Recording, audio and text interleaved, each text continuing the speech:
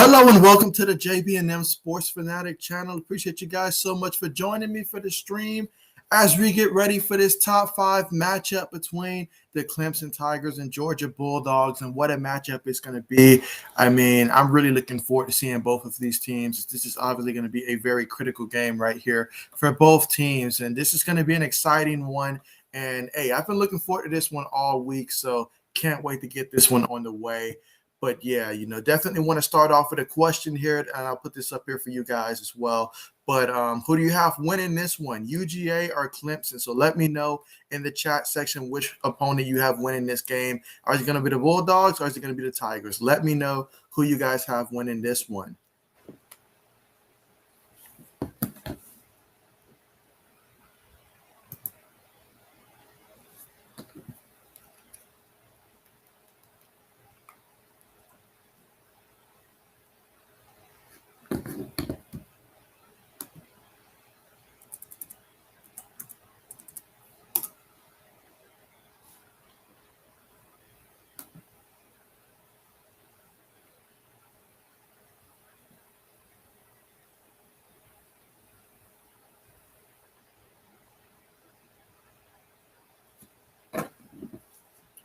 All right, let me...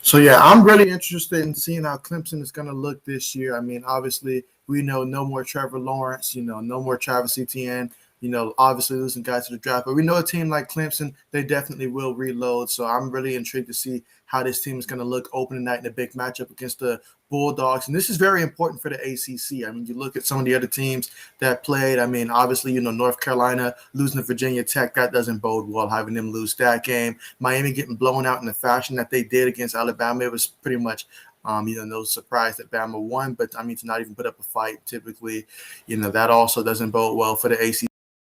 They're going to have to hang their hats on tonight, and they're going to have to hope that Clemson goes out there and is able to beat UGA. Otherwise, the ACC, across the board for them. And so this is really important. Obviously it's important for both these teams here, but for the ACC in general, you have to think that they're rooting for Clemson to go out there and win this one for the conference sake. So we'll see how that goes, and that's for the, the SEC. I mean, hey, you win this one right here, and that'll really put a big stamp on how the conference. Obviously, we know the SEC, where they're standing right now as a conference, but you go out there and you get a W right here against Clemson, and wow, you talk about just dominating the ACC. And yeah, that's going to be big once it comes closer towards the end of the year, and the committee's really, evaluating resumes, head-to-head matchups, all that great stuff. So, and we know how important that is later in the season. So this game right here, definitely a big game right from the get-go.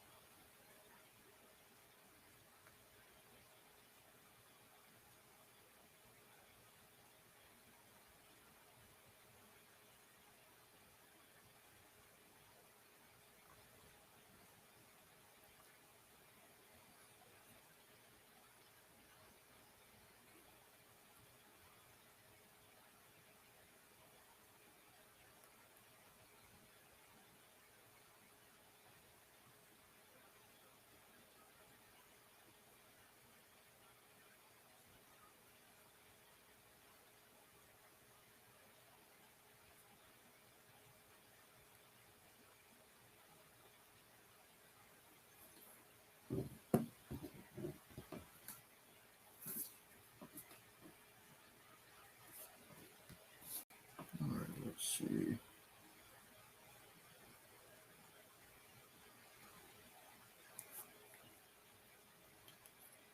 And it's important to remember that this game right here is going to be played in Charlotte, North Carolina, so Bank of America Stadium.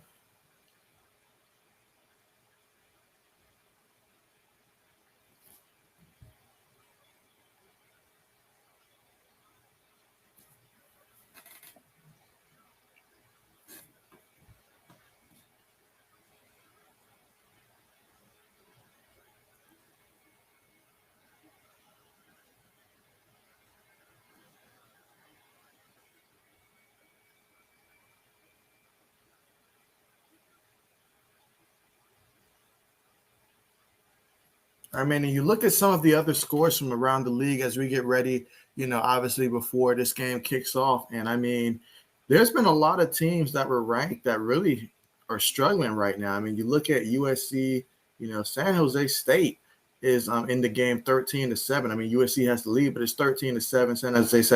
San Jose State has the ball there. So that one's close. You look at Iowa State University versus UNI, they're up 16-10 right now. And so, man, it's just close games all across the board, honestly. Oklahoma, they struggled mightily against Tulane. Tulane almost pulled that one off. So there's a lot of teams currently right now that were ranked, heading into this preseason. Obviously preseason is preseason, but still a lot of ranked teams struggling today.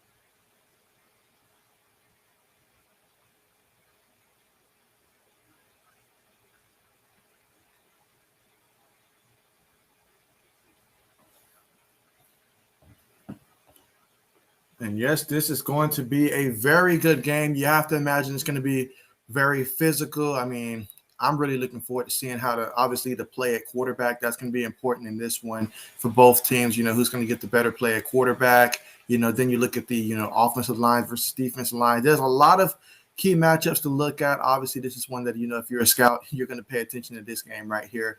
Very exciting week one matchup, and so this has got to be one of the most exciting week ones that I've seen in quite some time in terms of just looking at the matchups and how close these games have been across the board. So I'm really looking forward to seeing how this is going to play out today between UGA and Clemson.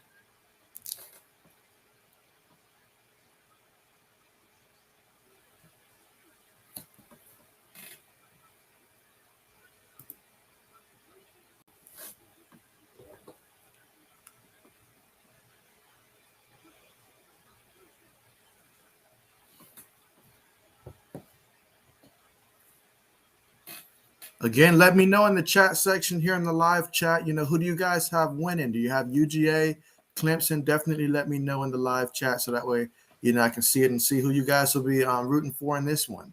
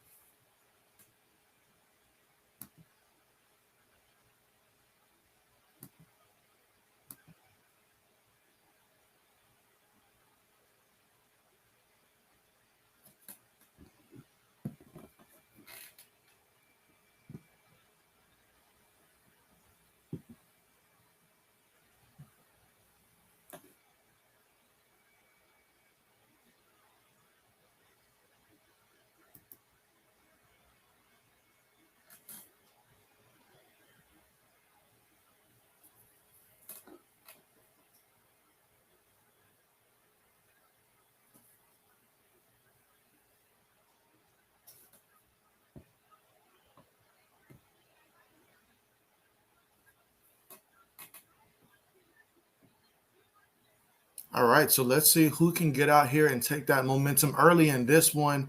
Obviously, a primetime stage, Saturday night, biggest game of the day on paper. So I'm really looking forward to this one.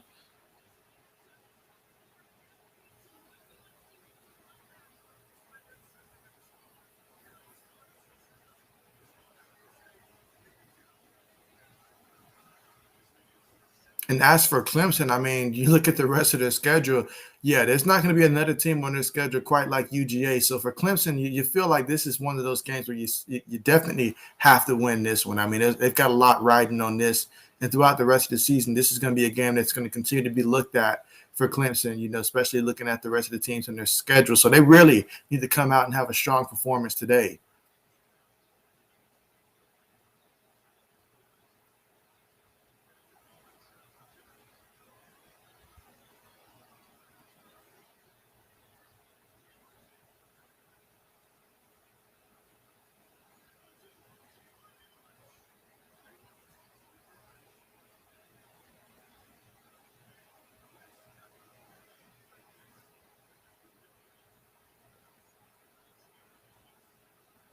All right, so we're about to have kickoff here.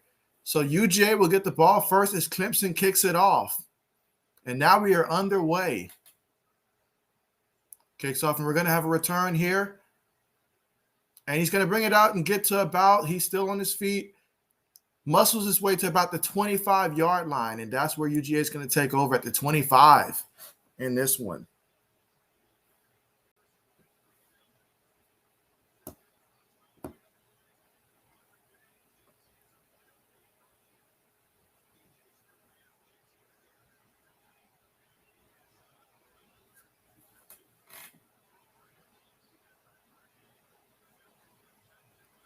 All right, so UGA is coming out with the offense. Going to be 1st and 10. All right, so let's see. Up on the center, they snap the ball. Play fake, bootlegs to the right. That's going to be a gain of about 8 yards on the play.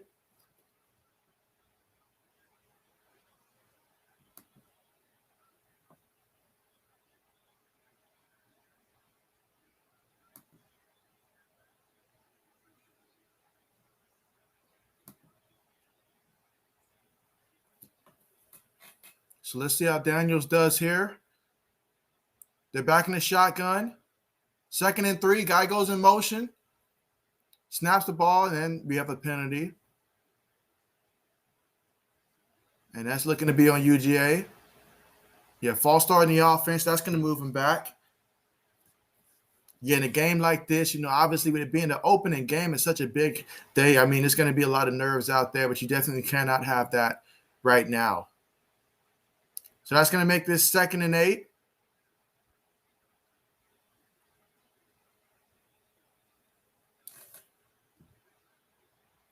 All right, so UGA is lining up in the shotgun. Guy goes in motion, snaps it. He's looking. Daniel throws it down low. All right, so he's going to pick up about 4 yards on that play. So now we're looking at a 3rd down coming up.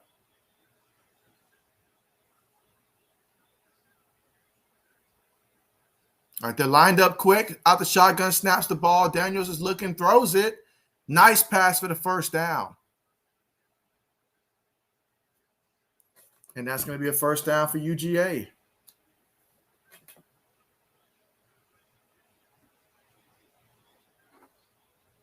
Yeah, JT's got them lining up quick. They're out the shotgun again. Guy goes in motion.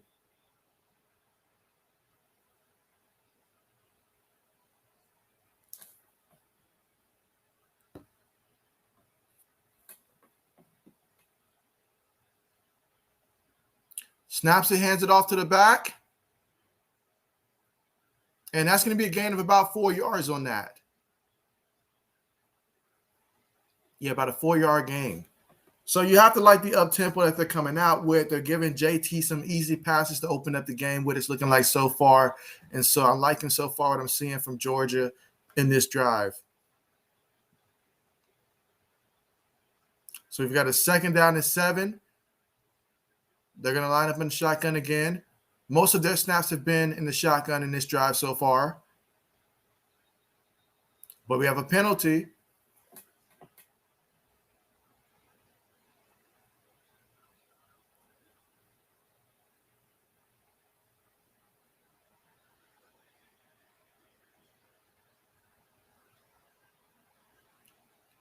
All right, so they have delayed the game on the defense. Yeah, you don't really see that called often at all.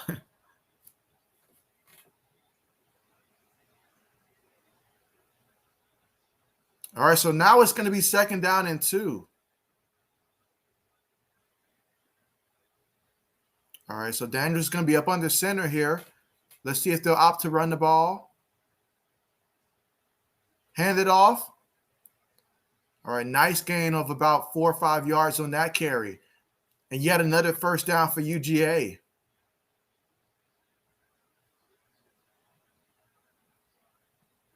And that's Cook the third in the backfield. Daniels is looking. He's running. All right, and he's able to get a yard out of that play. He started to feel the pressure come, so he knew he had to move quickly. So he's definitely a quick thinker, that's for sure, because he definitely felt that pressure coming and started moving and was able to turn that at least into a 1-yard gain.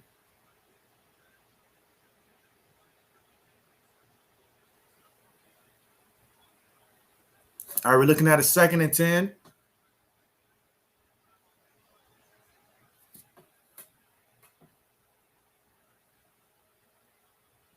Snap the ball, tosses it to the back. And that's a gain of about a good 3 yards on the play. So it's going to be 3rd down.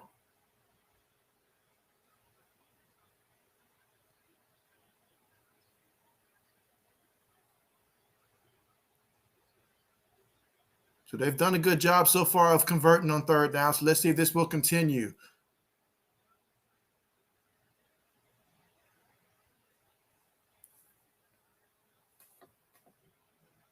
That's lined up in the shotgun again. It's 3rd and 8.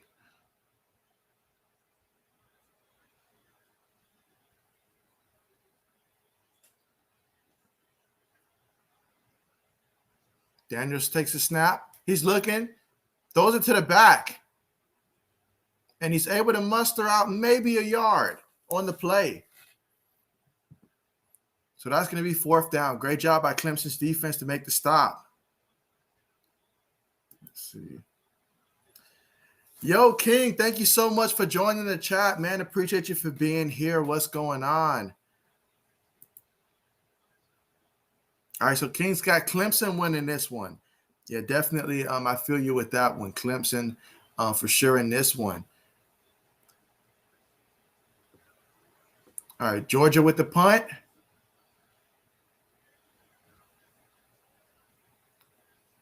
All right, so that's looking like that's going to be pinned down at about the 8 or 9 yard line.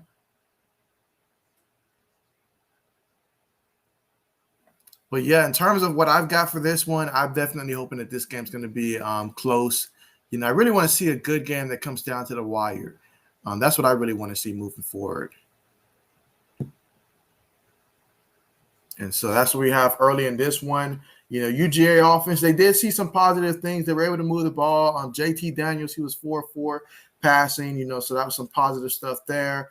But they just ultimately wasn't able to continue that drive. It kind of stalled out, and Clemson's defense was able to make that stop. So now Clemson's offense will get the chance to try to get the first crack of points here in this one.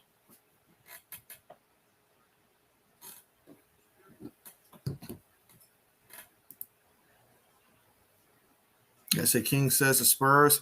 Yeah, so when it comes to the San Antonio Spurs, I feel like they're definitely a team that's, you know, rebuilding right now. I like some of the pieces that, you know, they have, you know, acquired and they have to work with, you know, still believe in Greg Popovich as a coach. And I think that he'll be able to maximize the talent that they currently have, but they're definitely a ways away. They definitely need a superstar on their team if they're going to be able to start to get into that conversation of, okay, maybe it's time that we can start, you know, making a play for the playoffs. But for right now, they're definitely not in that conversation right now. But I do like some of the pieces that the San Antonio Spurs currently possess on their team.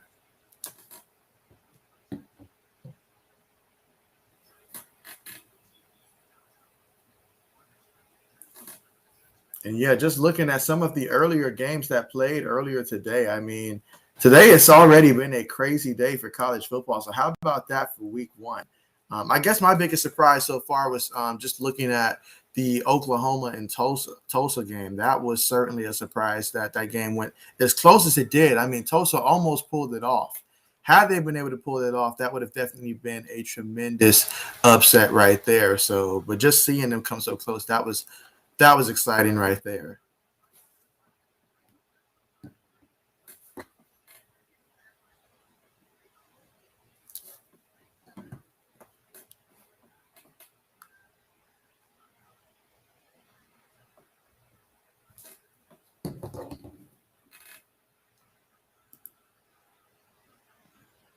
Azure Shack, welcome back for another stream, man. Hey, no apologies needed. Of course, I appreciate you for being here. How's the stream been? Well, I mean, we're just cranking things up right now. We only got to see one possession for UGA, but I say it's going pretty good here. It's going pretty good. I mean, we've got Azure Shack, we've got King in the stream so far. I mean, yeah, I think it's going pretty good. Going pretty good. But man, I'm still thinking about that Tulsa game, man. Like I really wanted Tulsa to pull that off. So that's what I'm thinking about. And then I mean, I'm glad. Hey, I'm glad that I did opt to stream the UGA Clemson game as opposed to the Bama Miami game. I mean, I figured Bama would win, but I mean, wow, it just was. It was definitely one sided for sure. All right, so now we're gonna see Clemson lined up in the gun. Guy in motion. They snap the ball, hand it off to the back. He has to spin and make a guy miss, and he gains about a yard and a half.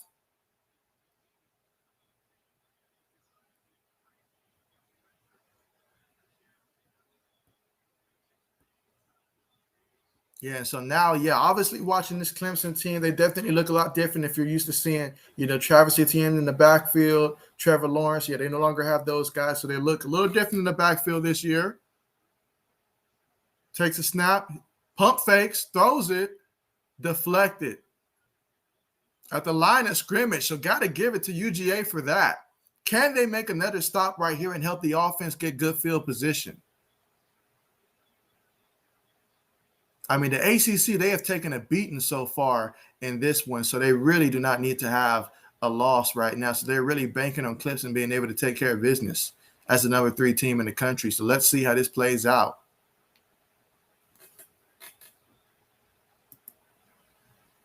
Let's see. Adeshak says, good defensive game so far.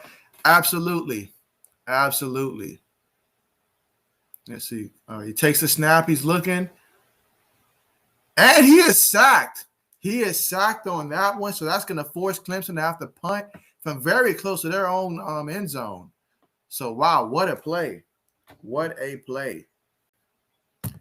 That is what I'm talking about. And let's see. Adeshak says, great defense. That sack gets me excited. Absolutely, because I know UGA wants this one. I know their fan base, just talking to some of them, they really want this game right here. They would love to beat Clemson, and show them that UGA this year is not the same UGA we've seen in the past where, I mean, they've had some great teams. They have some great teams, but they really want to win some of these big games. And so what better way than start the season off with a win against Clemson? So now we've got the punt return, and that's going to take them all the way into Clemson territory at the 49-yard line on that return. And so we'll get to see UGA's offense. And UGA's offense, they did string together a couple, first downs. They weren't able to put together any points last drive. But given the field position they have, this is a great opportunity for UGA to come out and see if they can get some points.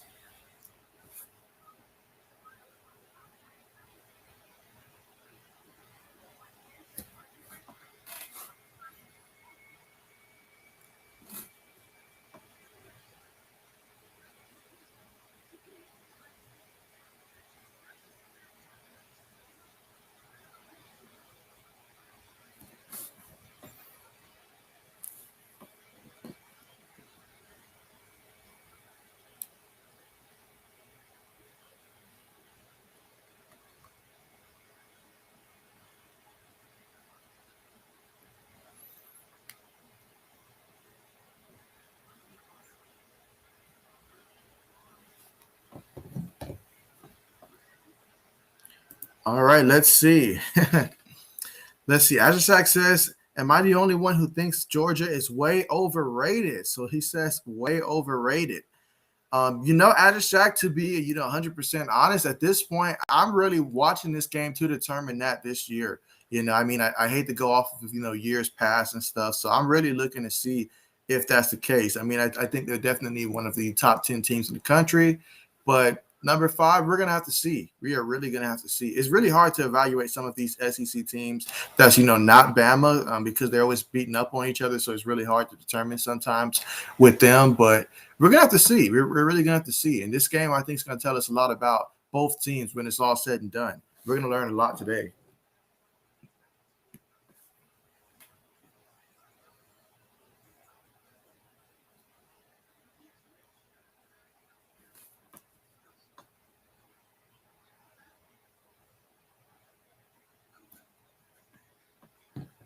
I will say this though. Looking at having seen what we saw with Oklahoma, having seen what we saw with North Carolina. For those of us that are trying to track, who's going to be the best quarterback, to a potential for next year's draft prospects.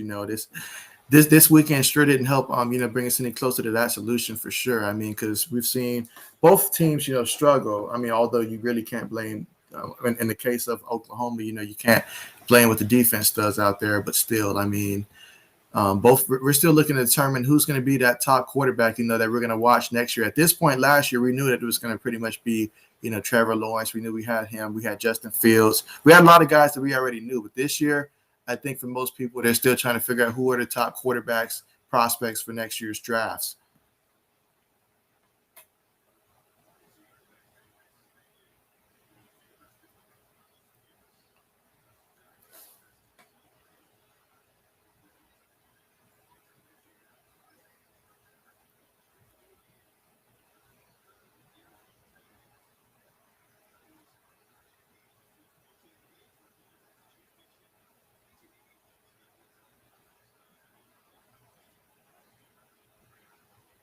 All right, so we're going to get to see UGA go back out there for their second time on offense. Daniels is already in the shotgun, takes a snap, passes it, but I guess the ball was tipped at the line.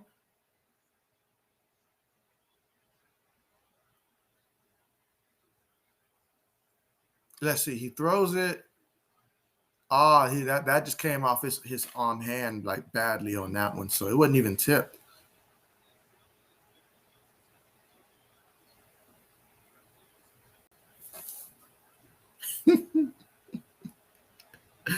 I'll get to that one in a second.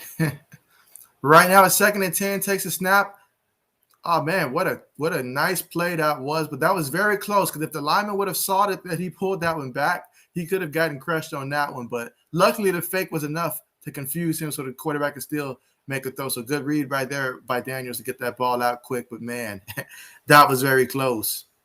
So now we're looking at a 3rd and 6.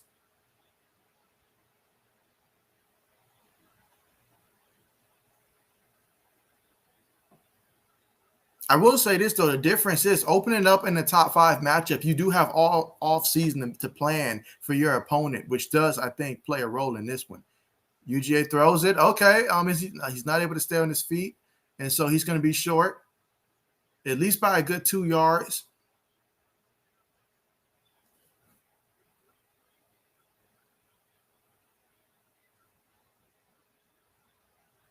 So, yeah, with a team like Clemson, they're going to make those tackles in space. Meanwhile, UGA is going to go for it here. It's 4th and 3.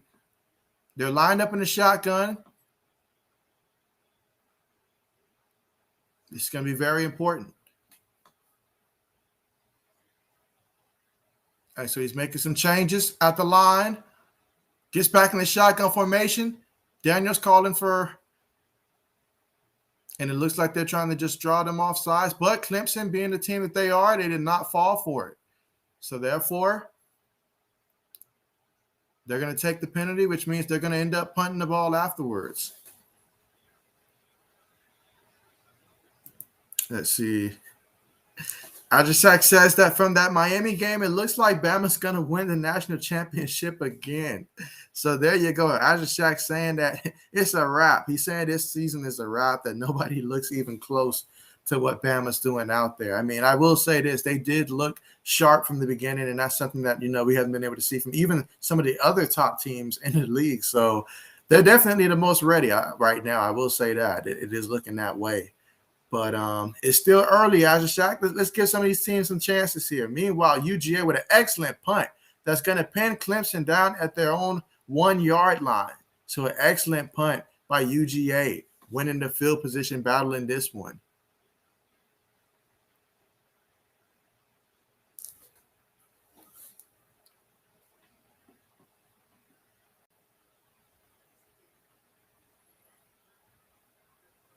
Yeah, so right now we're seeing a lot of defense from both teams right now. And yeah, at least very early on, I expect this is going to continue to be a defensive game. Maybe once we get to the second half, we'll start to see maybe a couple of things start to work. But yeah, it's going to be a very defensive game early on.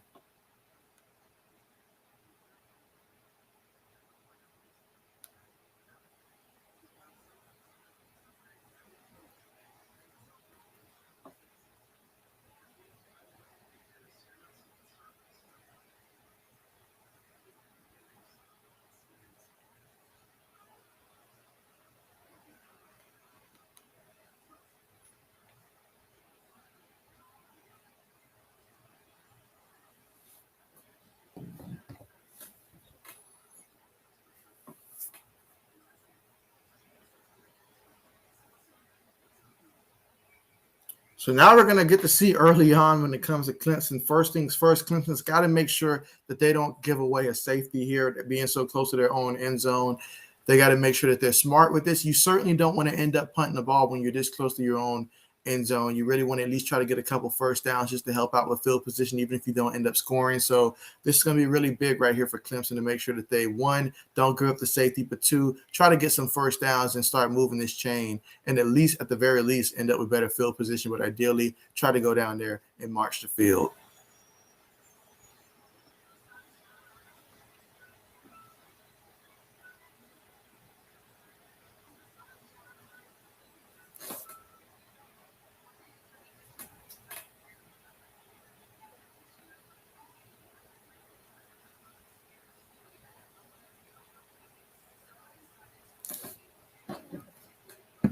Let's see what other games are currently on the go.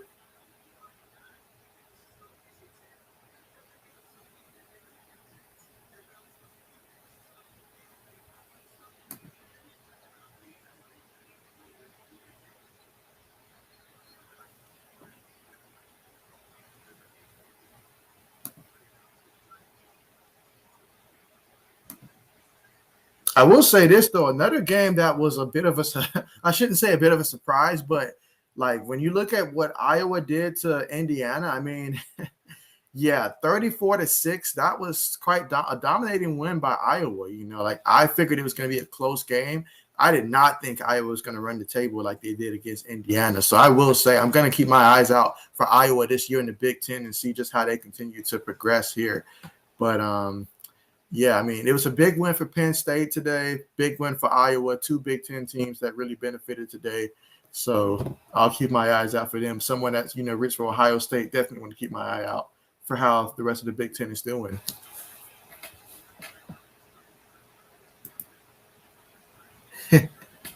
Ajacek says that you knew Alabama would win, but it was more than just a win that was playing murder. There you go. Ajacek calling it what it was. Absolutely what it was. Meanwhile, Clemson in the shotgun. He's looking to pass.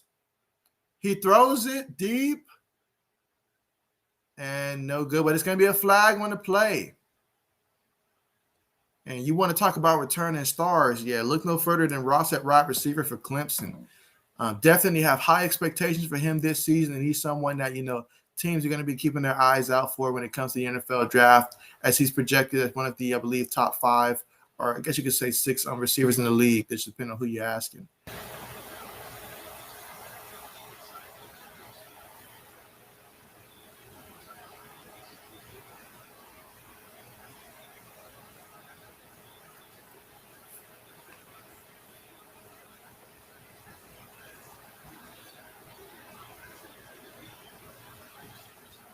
All right, so thanks to the penalty, it's going to be first down for Clemson. Lining up in the gun right now.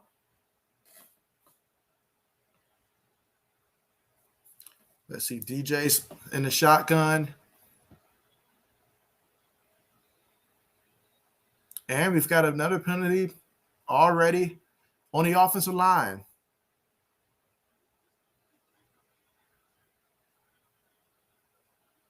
Okay, so it's a timeout.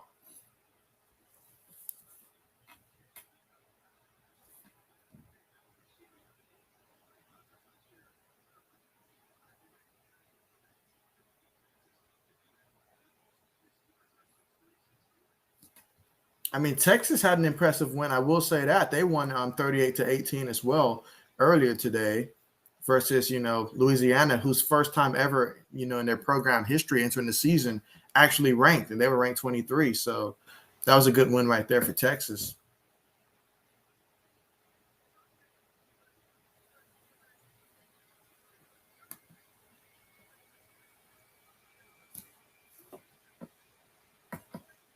I was definitely worried, though, that Oregon was going to drop it to Fresno State because I was like, I cannot have Oregon losing before Ohio State beats them. Can't have that happen.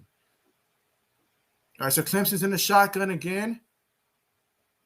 Takes a snap, hands it off. No, it's a fake.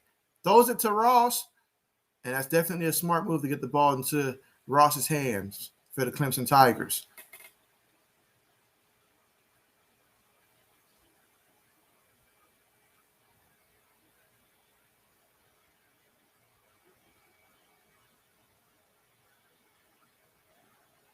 Let's see, Clemson's got it.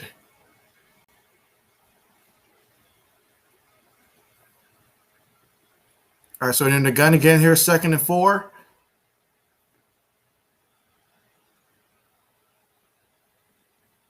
All right, making some changes at the line. DJ's back in the pocket. Now he's back in the shotgun. Takes a snap. Pressure's coming. He throws it up there. Yeah, that was just a poor read on that one. I don't know what he was looking at.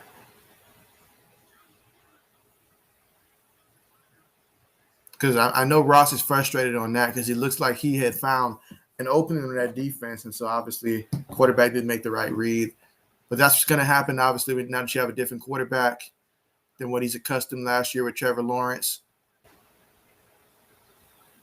Oh, man, he had him too.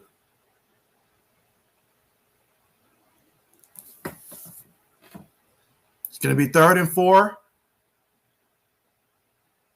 Clemson's lined up in the gun. DJ takes a snap. He's looking. Pressure's coming. And pressure's got him. Another sack for UGA. And this defense is coming out strong today.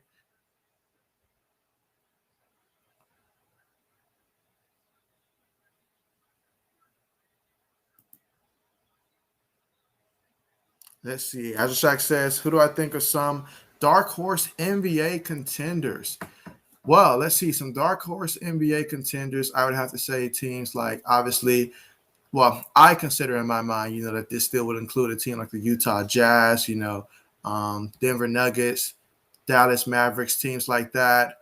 Because they're teams that, if they get a couple breaks, they've certainly got the talent to do it. But obviously, you look at some of the favorites, like the Lakers. I know the Clippers keep getting thrown in there, but we know with Kawhi being injured, that may not be the case this time. A team like Dallas, and you're looking at Eastern Conference. That's probably where you're going to see most of your dark horse teams in that conference. I can throw out a team like, I could really see a scenario where if Miami has the right matchups, and they can get back to the championship like they did in the bubble, then they just end up with a favorable matchup this time in the finals. That's a possibility, something like that. So those are some teams that, off the top of my head that I would throw out there in that conversation for right now. Meanwhile, the Bulldogs take the snap, hand the ball off, and that was a nice lane in the middle. Good job by the offensive line opening that up, and great job by Milton being able to make that read and getting there quickly. It's going to be 2nd and 2. Daniel's team moving quickly to the line. He's up under center, looking to take the snap, fakes it, guy in his face, and, man, he takes a hit.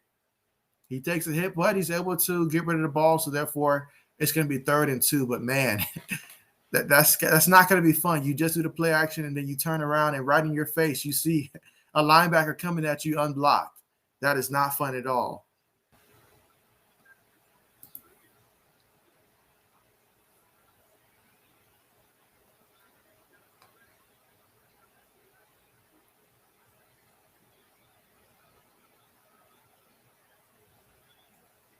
All right, so it's going to be a 3rd and 2.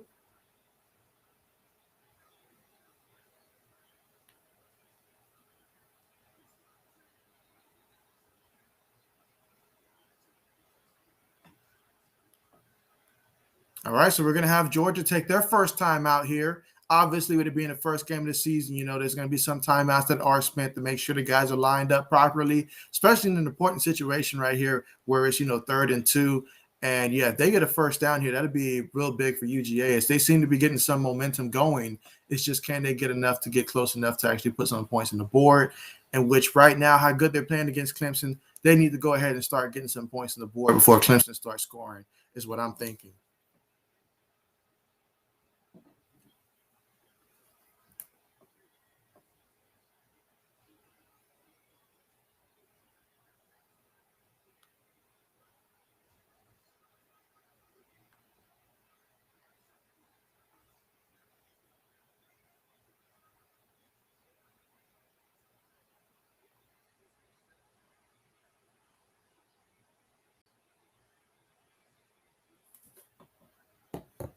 All right, so here we go. 3rd and 2. Daniels up on the center. Guy in motion, hands it to the back. Fumble. But there's a flag.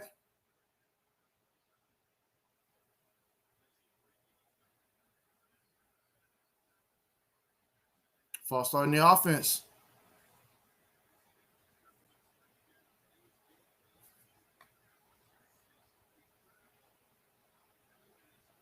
All right, so we're looking at a 3rd and 7 now. So this completely changes what you're going to do on offense.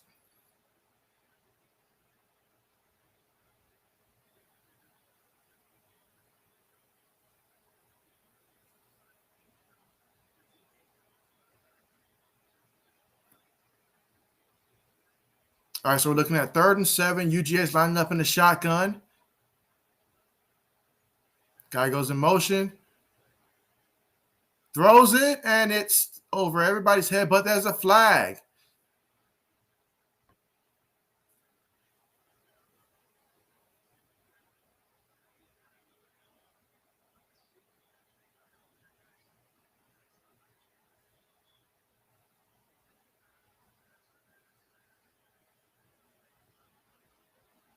All right, pass interference on the defense.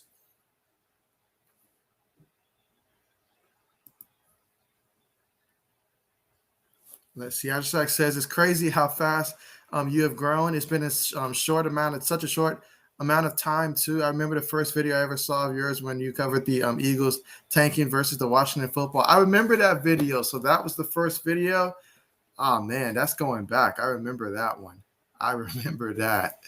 Yeah, and that was right when we were talking about week 17. We're talking real early. I think that was right around maybe my second or third week of doing YouTube, I think around that time, because I think my first games that I did was my games like selections for week 15.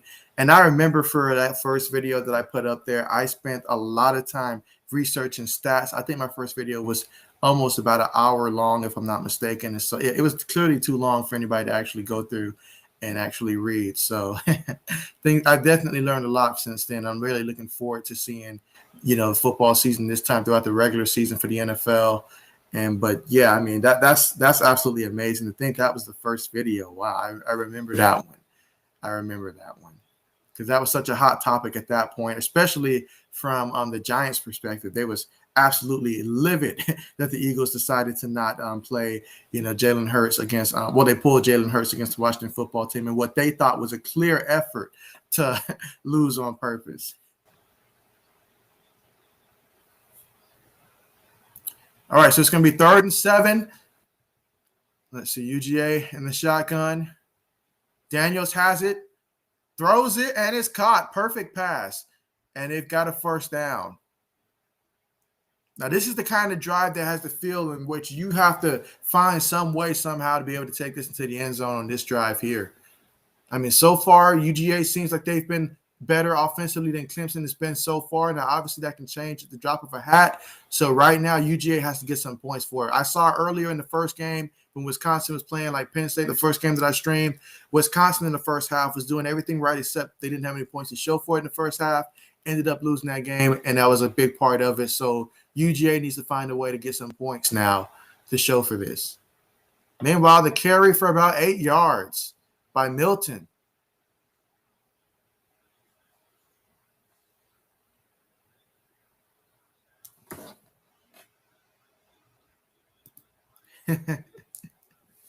Yeah, Adishak says he agrees. He said, yeah, those prediction videos at the start of my channel was some of the longest ones. The first one around 38 minutes, if I remember. Yeah, because I remember I was trying to find facts and stuff for like every team and stuff. I was researching, like where they were standing statistically at the season, some historical references, and all kind of things to support my claims for my picks. And then I realized, like, I was looking at my watch time afterwards, and then I was seeing that it was only getting maybe about a good 2 minutes, if that, of people watching. I was like 2 out of 38 minutes. I was like, yeah, okay, next time I'm just gonna like cut out like a lot of this stuff. So yeah, best believe it's gonna be a way different approach this time around. Way different approach.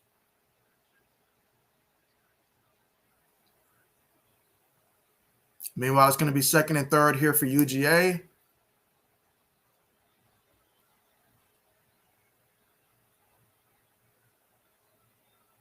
All right, hands it to the back. And he's going to be about a yard shy of the first, which is going to set up third and short. And if you're UGA, that's what you want. This is what you want, third and shorts. And so this is exactly how UGA wants to play right now.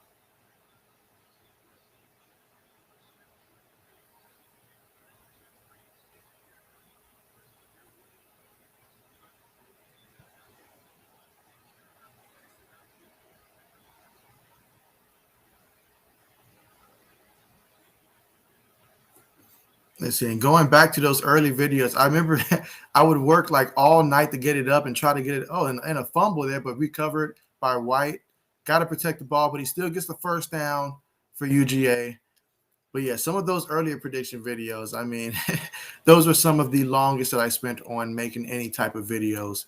And yeah, some of those, I remember staying up all night long to work on it, to try to get it up in time before the games actually get started, just to end up having something happen that caused me to not be able to get it up in time and having to post those literally after the games had like started for about a good 5-10 minutes. It was definitely a learning curve back then. A lot of things I had to learn.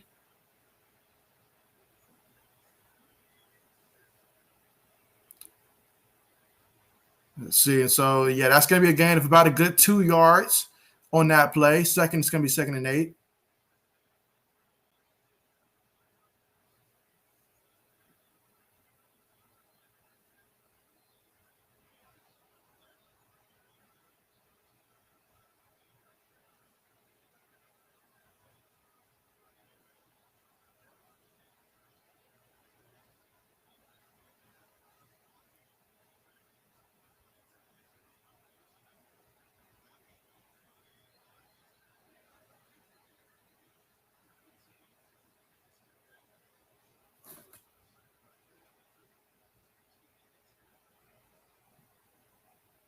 I see at the end of the USC and San Jose State game that USC has pulled away.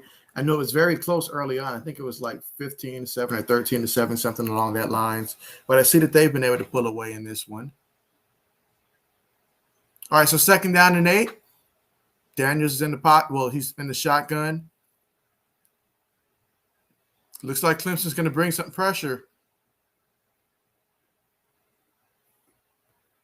And Daniels, he throws just off his fingertips for his wide receiver. That was a very good throw there. I mean, there was a small, tight window. He got it there. Receiver just unable to make the play in that situation.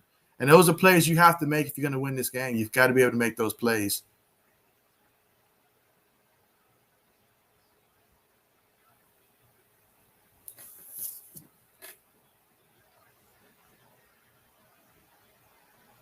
All right, so we're looking at 3rd down and 8.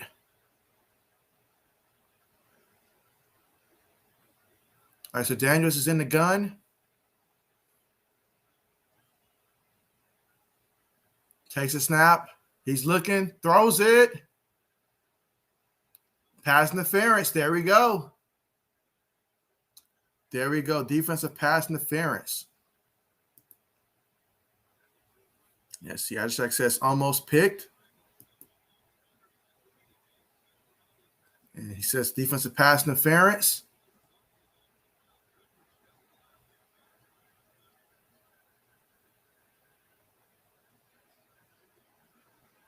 Okay, I'm just now seeing that holding call there. Yeah, offsetting penalties. So there we go. Offsetting penalties, 3rd and 8. And so, yeah, so I'm actually not in the same room that I usually do my videos in. So I definitely know that my TV is a little bit behind how it normally is for me on some picks. So, yeah, sometimes I'll be behind. Other times I'll be a little bit more ahead. But right now I'll definitely be behind. So let's see. Daniel takes it, and he's rolling to the right, throws it. He's going to be short. It's going to be 4th down. Let's see. Ashak says, nice tackle. He says, wonder if Georgia will go for it.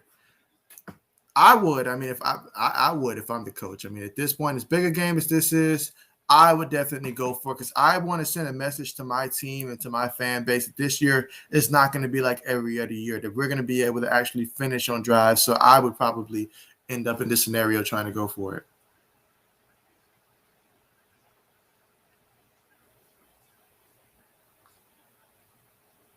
But of course, penalties certainly change everything on that. So never mind. Let's see. As Shaq says, never mind. Absolutely. Absolutely.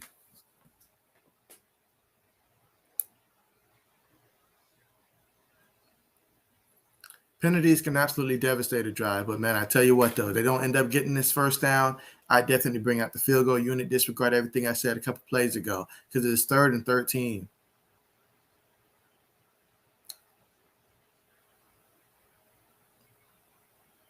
All right, so there we go, into the 1st quarter. And right now we've got a 0-0 game. So a defensive game here between UGA and Clemson.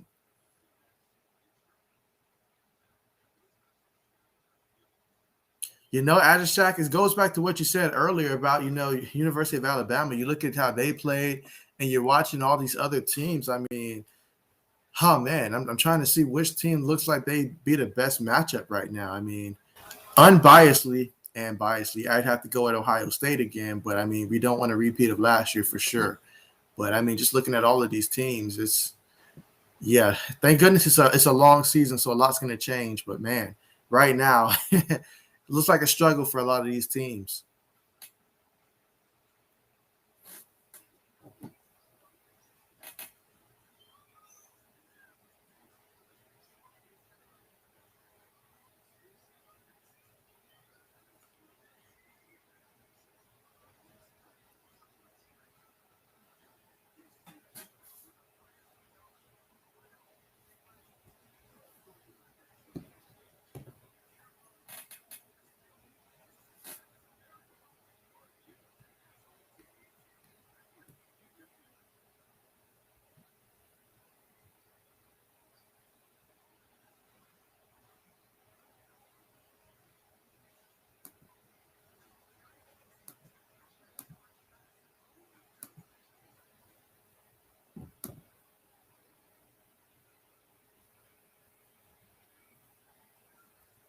I tell you what, though, at the end of this 1st quarter, we really did not get to see a lot from BJ for Clemson. Like, we really did not get to see a lot from him. He only had 3 passing attempts and just 1 of 3. So that still remains to be an unknown in terms of being able to see what he can do for Clemson.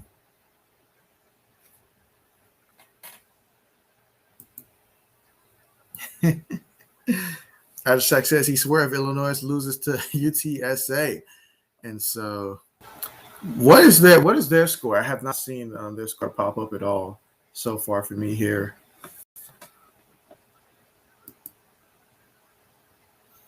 You say it's only the first half, but how are we losing it all? I mean, it's just, sometimes teams get off to a slow start. I'd like to say that it's because it's the first week, but I know Illinois just played last week and beat Nebraska, so I really don't have that answer.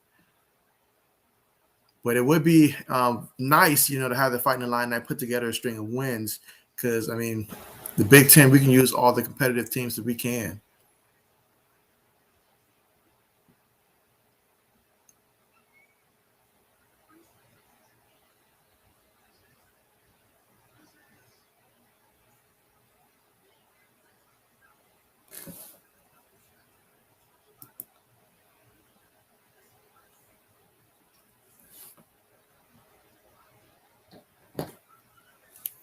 So yeah, this is definitely going to be a defensive game in this one.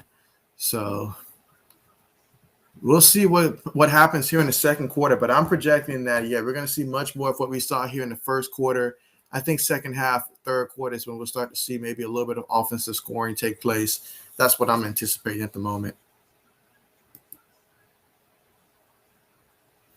Okay, so it's currently 7-0, and they just scored. Ah, man. Let's see. Abshak says, we have been awful on offense so far. I think it took the Fighting Illini a little bit last game against Nebraska. I know the defense came out early and started scoring points for the Fighting Illini, so it took a little while for them to get going. So I anticipate in the second half the Fighting Illini offense will start clicking some. But we definitely cannot have the Fighting Illini lose this game. Cannot have that happen. As a conference, the Big Ten certainly needs as many wins as we can get. All right, so UGA is back out there on third down. Let's see if they can end up getting the first.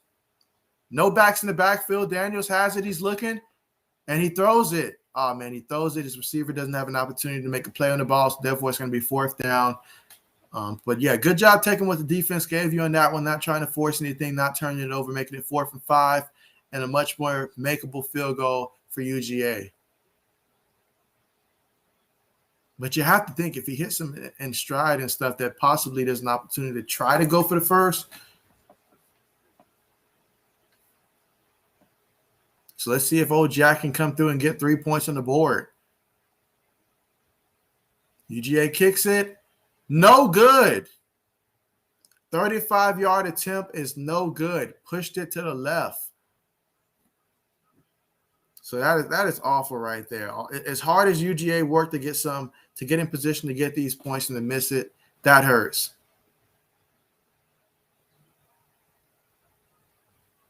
Yeah, that kick never had a chance of making that. But Dabo, he's excited about that.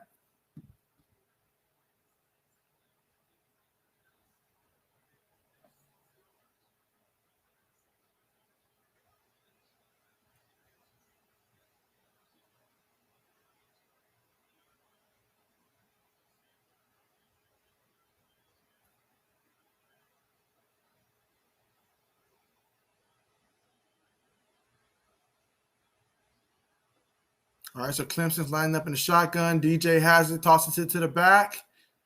And that's going to be back to the line of scrimmage, I would think.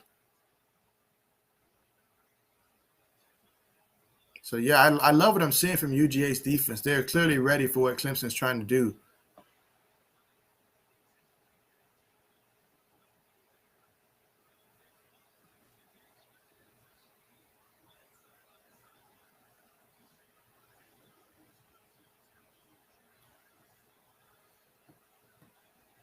All right, they take the snap. DJ's looking. He throws it to Ross. And Ross, he's able to get about 3 yards on that.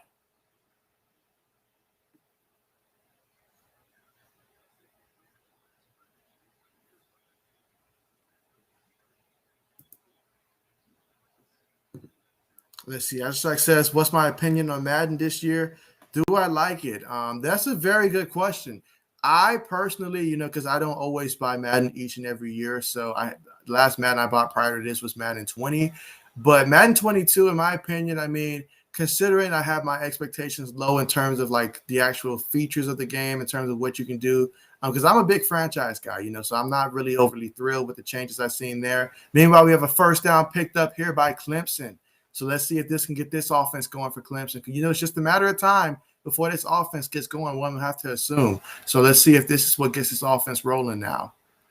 But, yeah, going back to the question in terms of Madden this year, I like some things about it, I really do, in terms of just, the actual feel. I like the fact that they really tried to make, things like momentum, home field advantage, all of that stuff matter. So I like that aspect of it. It is fun to play. I think it's fun to play.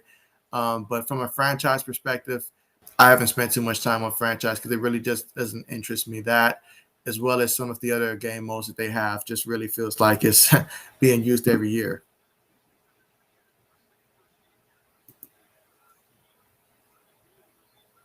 Let's see. You say personally, you're loving it so far. Very unpopular opinion. Hey, definitely, if you're loving it, that's perfect. I tell you what, though, there's nothing that feels great like winning online. I will say that. So definitely enjoy winning online. And so, and I have started doing some Madden streams as well. That's something that I think I'll continue to do. It won't be something that happens too often, but every once in a while, I'll continue to do some Madden streams here and there.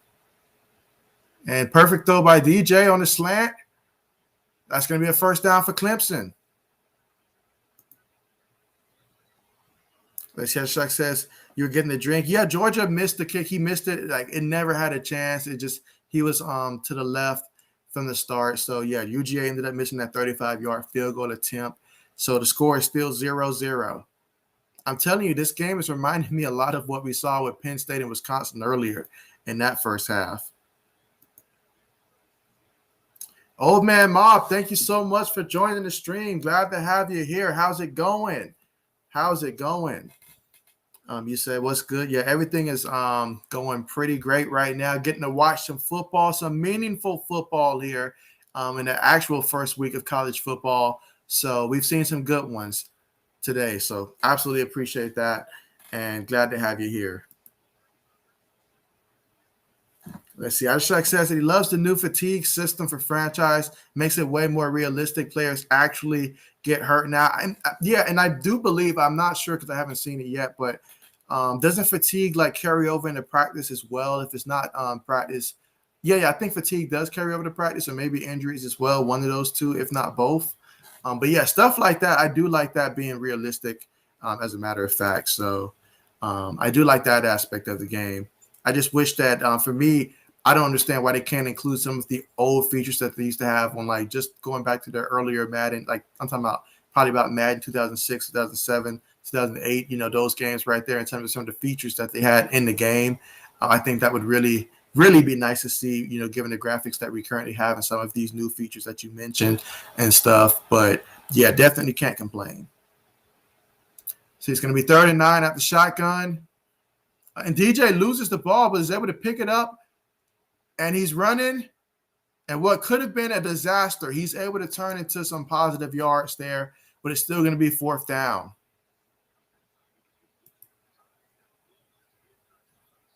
Yeah, anytime you see Old Man Mob on the stream, it's definitely going to be a tremendous stream. You already know that. It's the Old Man Mob says same other than that young man missing that field goal. Yeah, absolutely. I mean, that's one you got to make. And in a game like this, where right now both teams are struggling to get points, defenses are out there playing outstanding, you got to be able to capitalize. It's like I said earlier, we saw it in the Wisconsin-Penn State game that I streamed earlier today. I mean, first half Wisconsin, they were in the red zone twice, had a blocked field goal, had a turnover on a handoff and stuff. And it just – ultimately they did not score in the first half, and ultimately the second half they just ended up losing the game because they was not able to capitalize on the many opportunities that they had to win that game.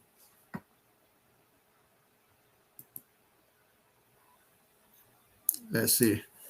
Absolutely. You try to, and I appreciate that. I really do appreciate that.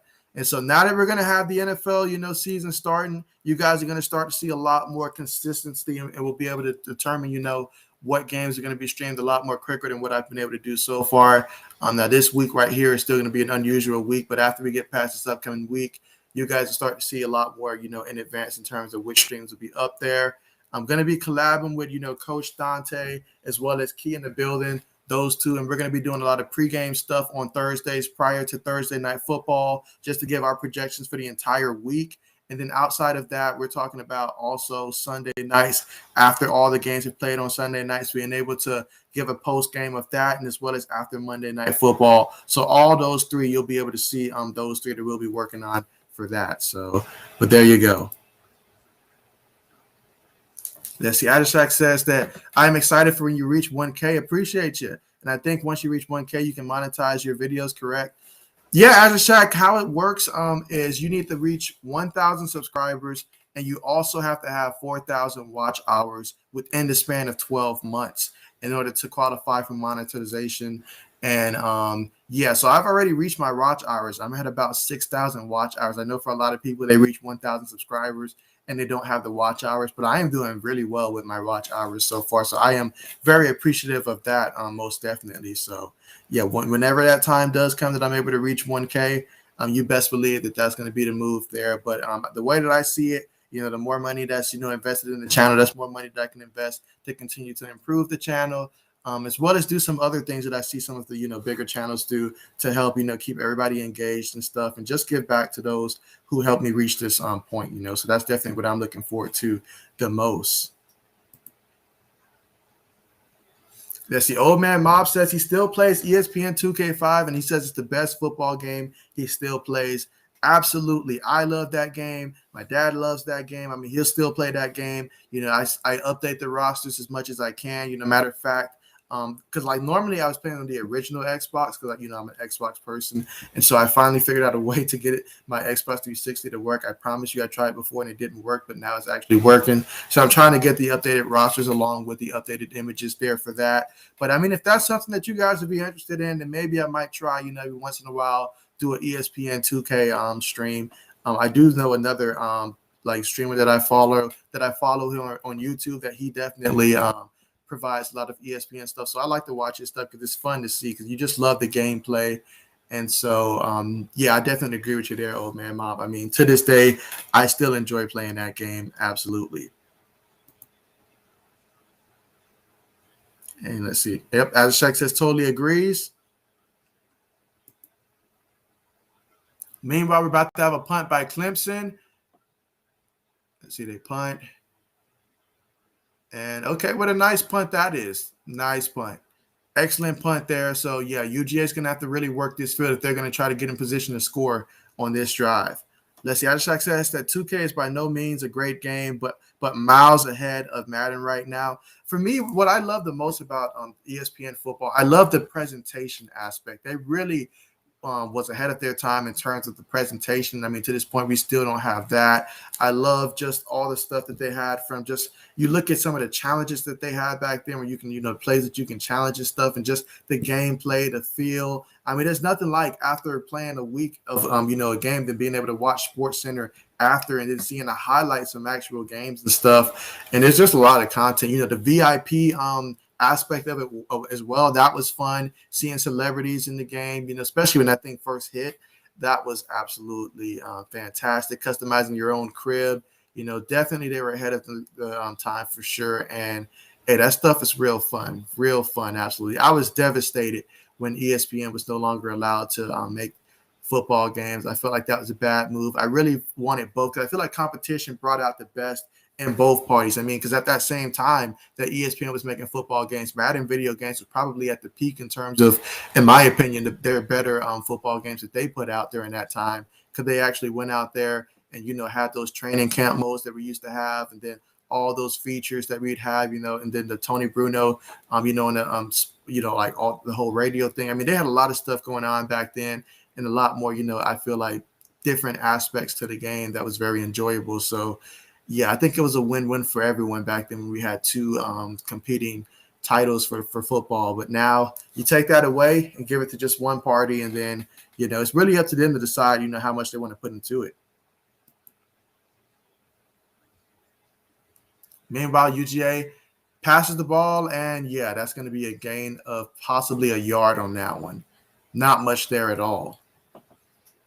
Let's see. Abstract says that, and I think gaining the community postability can also really help your channel. And so, absolutely, because I have noticed YouTube recommends a ton of posts on YouTube, so it could help you gain viewers. Absolutely, absolutely. I mean, I will say this though, like that earlier stream that we did earlier today, I was looking at the number, and so I reached like 403 views there. So that's like I typically don't get those type of numbers. I mean, usually it's a good stream if we're like hitting probably the 100s.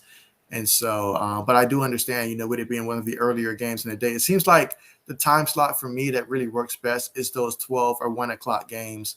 Because I'm guessing all the bigger channels, they stream later in the day. So it helps my channel when I stream earlier in the day.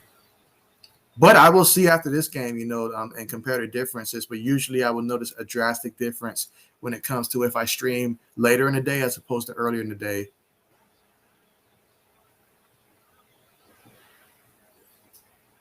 But yeah, absolutely. I mean, I'm trying to also, when it comes to gaming, develop more of a presence on Twitch as well. So yeah, but I'm definitely interested in, doing like some type of franchise when it comes to ESPN football. Once I get that updated roster for the latest ones and get these new rookies in there, that's something that really intrigues me. Now for Madden, I'll go online and I'll play Madden online. I will do that.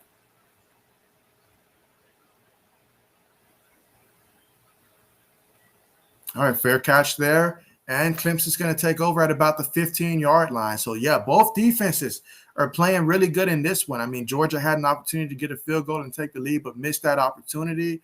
And, yeah, this is a very defensive game. I mean, Azure Shack, tell me that it does not feel like we're watching Penn State and Wisconsin all over again in this one so far.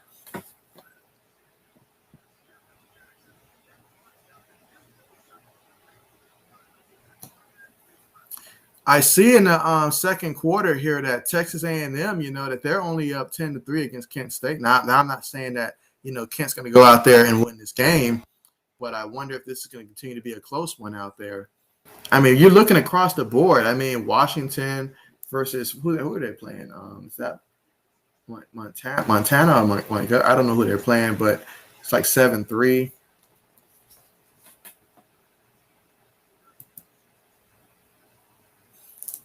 Let's see. Ashak says, "Do I think that Bryce Young could win the Heisman this year? You're a pretty big fan of his, and you hope that he does well this year. I think it's a possibility because if you look at who's going to be the favorites right now when it comes to the Heisman, you honestly, if you're going off of last year, you probably would have to lean towards maybe some of the receivers that's coming back because you look at some of the top tier quarterbacks. Now, obviously, the favorite I think is going to be Oklahoma's quarterback. I think he's going to end up being the favorite and ultimately winning the Heisman this year, just because for a quarterback, it's a little bit easier to win that Heisman.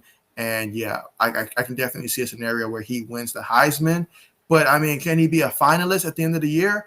Absolutely. I think at the end of the year, that's very possible, considering how we're expecting for Bama to just go out there and pretty much continue to dominate throughout the rest of this year. So it's very possible that he could end up, winning the Heisman this year. I think that he could definitely finish up in the top 3. I'll probably end up going as far as saying probably top 2 because I think that North Carolina quarterback I don't think he's going to be there at the end of the year. So I could definitely see him finishing probably second, in my opinion, if I had to do my early projections. But you never know. You never know. When your team's undefeated, especially if Oklahoma takes a stumble here or there, it's very possible.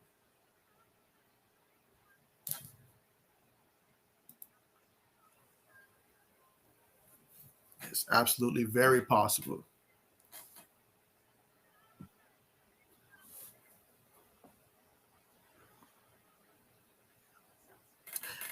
And so let me ask you this, Azure Shack, when you're playing with the I imagine if you're playing franchise mode that you're playing with the Chicago Bears. And so I'm not even gonna ask which team are you playing with, but how's it been so far in terms of like your record so far on franchise mode?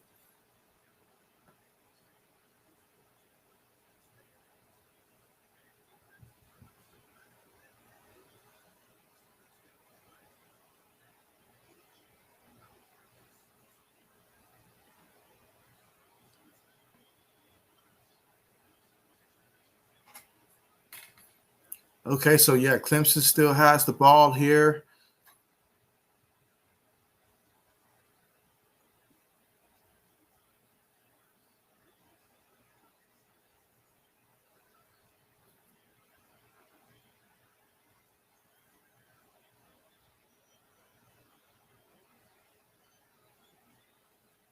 Okay, lining up in the shotgun. Guy goes in motion. Takes a snap. DJ's looking. He throws it up, and it's out of bounds. It's going to be 2nd and 10.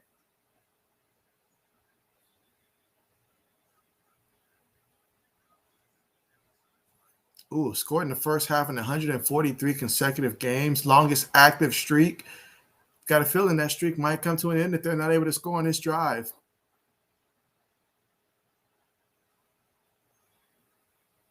DJ's got it, hands it to the running back. Okay, maybe a gain of about a yard, but UGA's defense is looking really nice out there.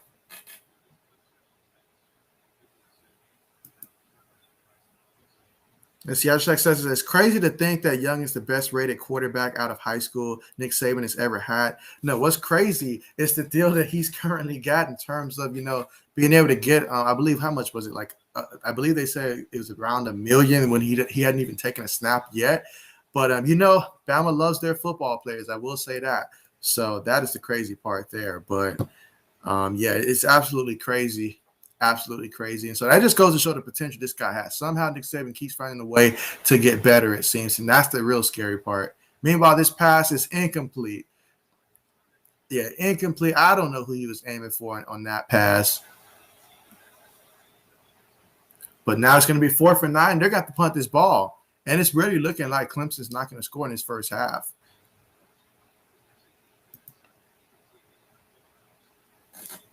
Let's see. Old Man Mob says that I've seen a rumor on Facebook we might still trade Gilmore. You say I can only see that happening if our other cornerback can step up or we get a young, great wide receiver in return. And I think you're hitting on the key point there, Old Mob. I mean, it's got to be most definitely the only way. Because, as someone who, seeing Bill Belichick, if Bill Belichick does it, usually that means there's a cornerback that's already been in the wing that he's confident in. That is not the case. Meanwhile, we have a touch here, so that's going to be a fumble. That's going to be a fun one. I think that's going to be Clemson's ball. That's looking like this is going to be Clemson's ball. We're waiting on official word here from the officials as they're dealing through the pile. And there we go. This is going to be Clemson's ball. So, wow. Just like that. Just like that. I mean, you got to hate it if you're UGA. You just played great defense. You get the punt. You're thinking that you did your job. And then a mistake on special teams. Someone lets the ball touch them. And then from there, Oh, yeah, that ball touches his foot. You can't have that. You got to get away from the ball. You have to be able to get away from the ball in that situation. So, yeah, that's definitely going to be Clemson's football there. But, yeah, I want Gilmore to stay. I do want Gilmore to stay. I really do. I mean, can we just at least get through the season with Gilmore? That's all I'm asking. I mean, at this point in the season, I think it'd be more beneficial for the Pats right now just to keep Gilmore. I mean, you got to have Gilmore this year. We really need him. There's going to be some good wide receivers we're going to go against. I'm going to need for him to be able to match up against Stephon Diggs, or whomever they put on that side. So, come on now. We can really use Gilmore, especially that. You think about teams like the Chiefs. Gilmore would be extremely huge. So, I really hope the Pats will find a way to be able to retain Gilmore. But if they do end up trading, it's got to be for a top-tier wide receiver. It has got to be a top-tier wide receiver that is young.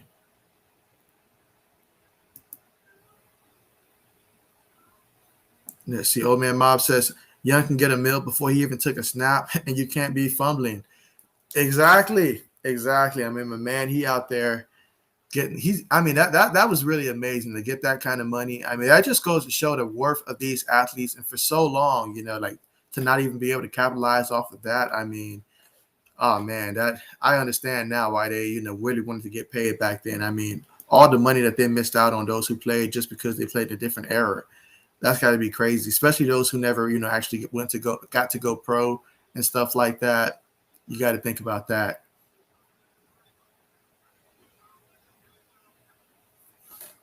But here we are in the second quarter with about 5 minutes, 32 seconds here, and we still don't have a score in this game.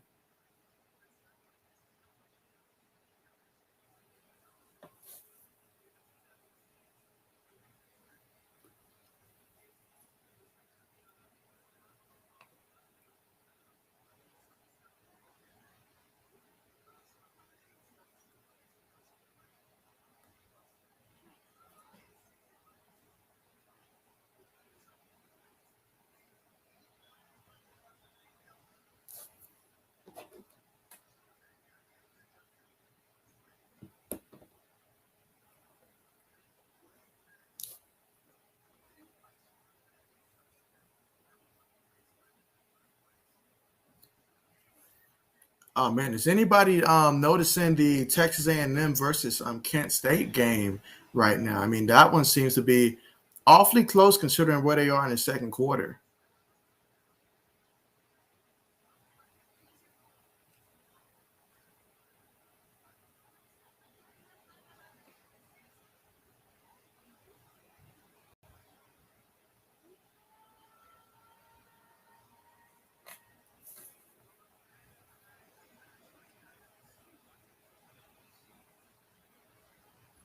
All right, so now they are checking the replay.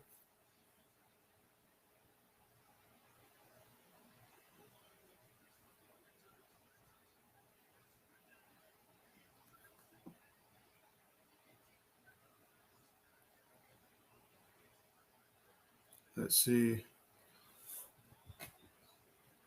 All right, so DJ, he's back out there. This time, much better field position.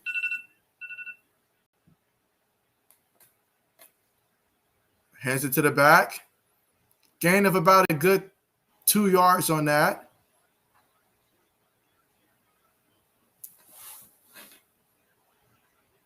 Let's see. As I said, the defenses have been great for both teams so far. Yeah, defenses have been great, but the offenses have me really worried right now. I mean, really worried right now at this time. Let's see. DJ has it. He's looking. And he's going to look like he's going to run, but he throws it. Excellent throw there to find Ross. And if there's one thing that makes life easier if you're Clemson, it's the fact that you know that you can count on Ross day in and day out.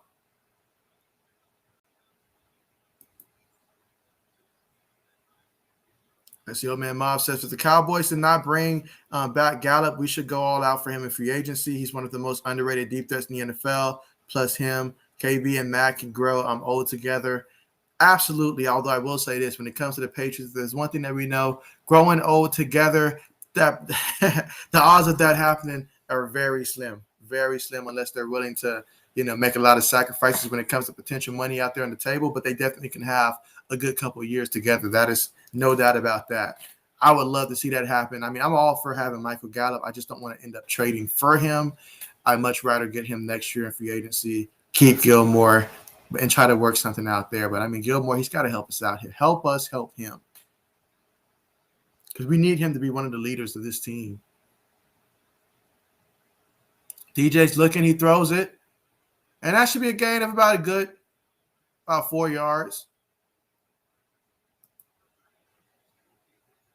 They say Ashok says that Georgia really should have scored on that drive, though. Absolutely. I mean, we saw, how things worked out earlier, as I keep mentioning in Wisconsin and Penn State. If you're not able to capitalize when you have your possessions, that's going to hurt. Doesn't matter how many yards you rack up and stuff, because once the other team gets going and stuff, you need to have some points on the board to show for all the hard work that you've been doing.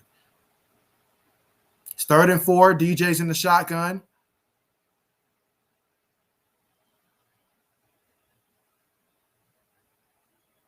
Takes the snap. Intercepted. That happened in such slow motion, guys. When I saw the interception, that was in such slow motion. Absolutely crazy, guys. Wow. And, we got some points on the board. Who would have known DJ's first touchdown was actually a pick six, guys. Wow. Talk about that. Now, just imagine if UGA would have made that field goal earlier, guys. And if you're a fan of the ACC, this has not been your weekend.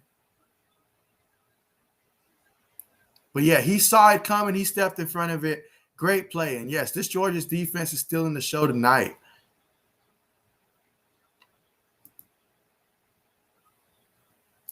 Yeah, absolutely. This is definitely a defensive game, no doubt about that. Let's see. Georgia has a great D last few years. Hey, it's really paying off today, Ashok. It is paying off today. Let's see. Offense really held them back last year. Is that not? Well, that seems like this has pretty much been the case for UGA the last couple of years, honestly. But hey, then again, your boy Justin Fields was on the team that year, and they opted not to use him. They stuck with Jake Fromm. So you see how that went. Absolutely. Let's see. Ashak says, "What a play from Georgia! Great jump." Yeah, I mean that was perfect timing right there, perfect timing. Ashak says, he read that incredibly. It's like he knew to play. I mean, the quarterback made the first read. Honestly, though, that interception felt a lot like when you're playing Madden and you're playing the safety and you know your opponent's tendency because they like to throw those, like snap it really quickly and throw it to the guy in the slot route trying to run a fly or something like that, and you read it and you run it. It felt like that. And it almost felt like, just like in Madden, interception happened, that the camera slowed down slightly because we wasn't sure who had the ball before the camera decided to follow the defensive back on that one. So that was absolutely amazing. Let's see. Old Man Mob says, "Then what a great INT." Absolutely. That was just what UGA needed. Just what UGA needed. Let's see. Old Man Mob says, "That young man draft stock just went up." Absolutely. When it comes draft day in the green room, they're definitely going to be showing that highlight as part of the film when they're breaking down his playmaking ability. Absolutely, for sure. So what a big play. And you know what? The defense had to do it. I guess the defense said, you know what, we're tired of this. The offense hasn't been able to do anything. We're about to go ahead and get some points on the board. So this is going to definitely rejuvenate this Georgia's defense right now. And anytime you go out there and you can get points, come on now. That's a big momentum swing right there. Absolutely. And you think about how, Clemson was doing. They had just had the big break with the punt, fumble, and then being able to, get the possession back and then to turn it over. Oh, man, that's got to hurt right there. So, DJ, that interception, that was a big one right there. Big interception. Still, we've got about 3 minutes before halftime now. So, let's see if Clemson can rebound and get some type of points on the board before going into the half. Because you don't want to go into the half after that. You want to try to get some points and at least get some momentum back.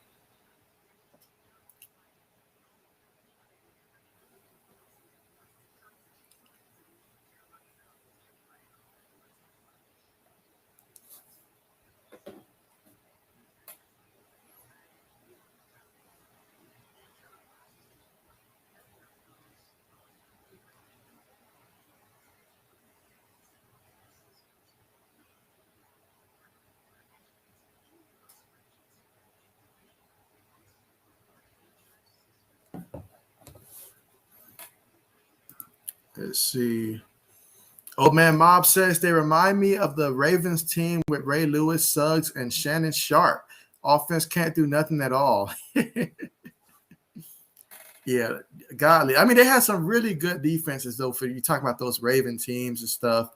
One of my historic favorite Ravens team has got to be the year that they had Jamal Lewis back there in the backfield and he rushed for 2,000 yards that year. I mean, I felt like the Ravens that year, they was about maybe a quarterback away from really being able to take advantage of all the weapons they had. I mean, even in the secondary, guys like Chris, McAllister, guys like that.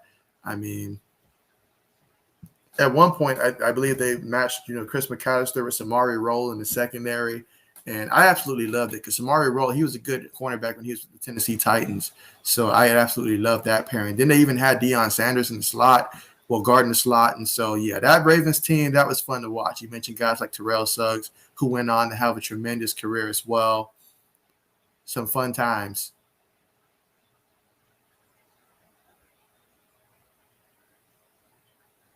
Yeah, but that was a great move. I'm telling you, that's the kind of interception feel that you get on Madden when you're playing and you're controlling the safety and step in front of the route. I know we mentioned some video games earlier, but I cannot wait for when college football, NCAA football returns. I am looking forward to that. I know we're probably, I forget the year they said that they're going to, be dropping their game. I know it's sometime in the future, but I'm definitely looking forward to being able to play an up-to-date college football game for sure.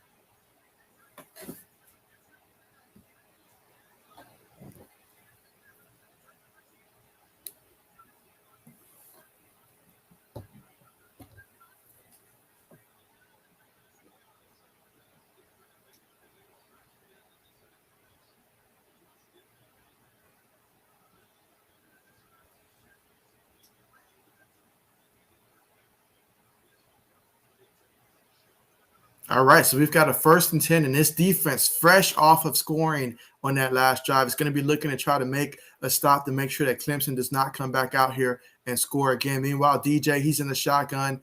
He wants to make up for last drive, so let's see what's going to happen. He's looking. He throws. Incomplete. I mean, obviously, it's hard for me to determine where he's looking, but it obviously looks like DJ's looking at one read, maybe the second, but he's mostly looking at one read. It's looking like the entire time when he's making these throws, and that's why he threw that interception before.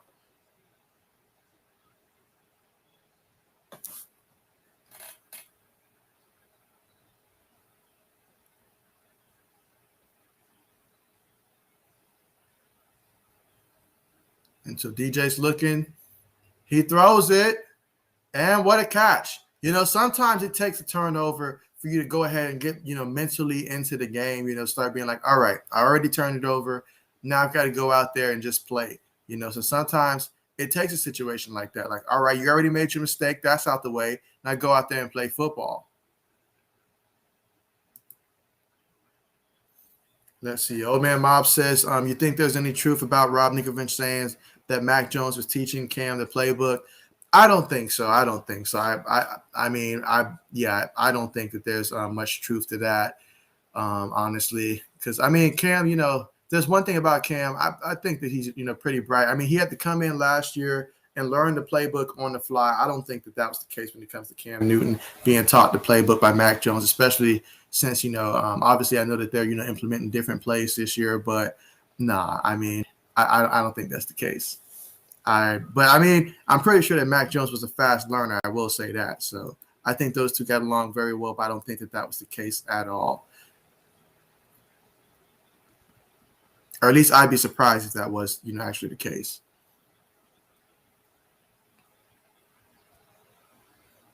Let's see, 2nd and 10.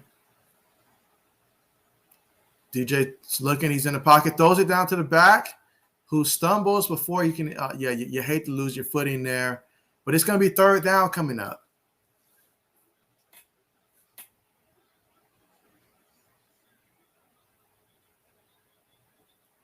It's going to be a key 3rd down. Can UGA come up with another stop here? Or can Clemson keep this going and try to get some points here before the half and keep their streak of, I believe, 143 games in a row in which they've been able to score in the first half? They've got 3 receivers down low. Let's see if they try some type of quick pass here to one of their receivers.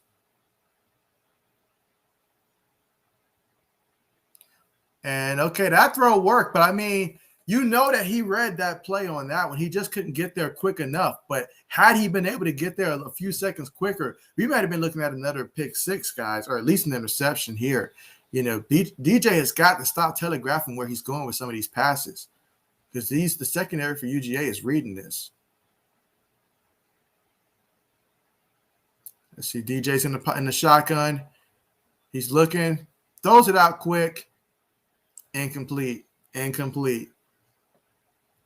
Those are passes you have to make.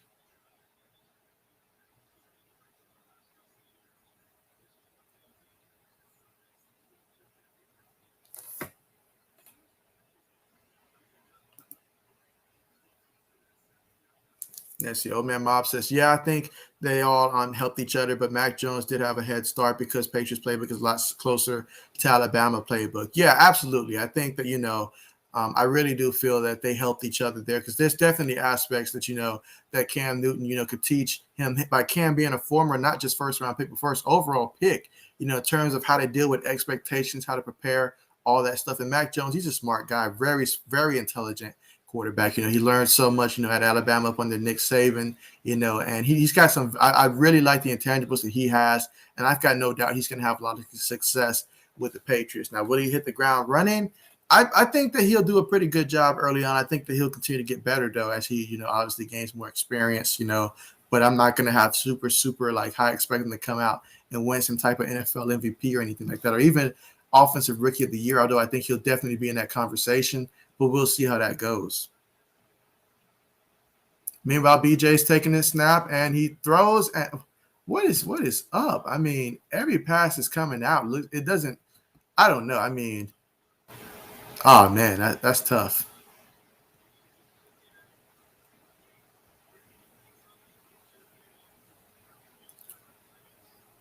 Yeah, these passes are not looking too good right now.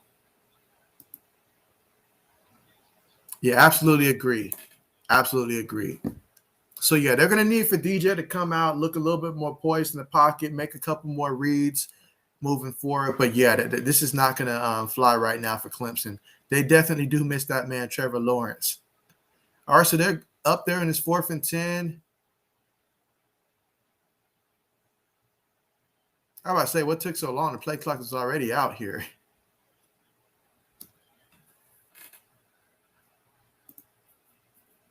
Let's see.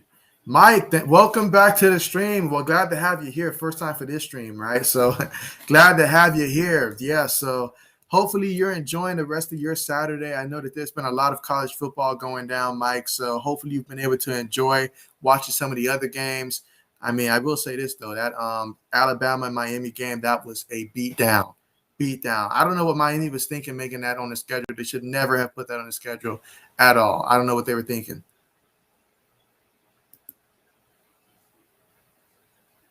That's the old man Mob says the only problem I can see about Mac is he's used to holding the ball because he's had the best O-line in college. We do have a great O-line, but NFL is faster than college.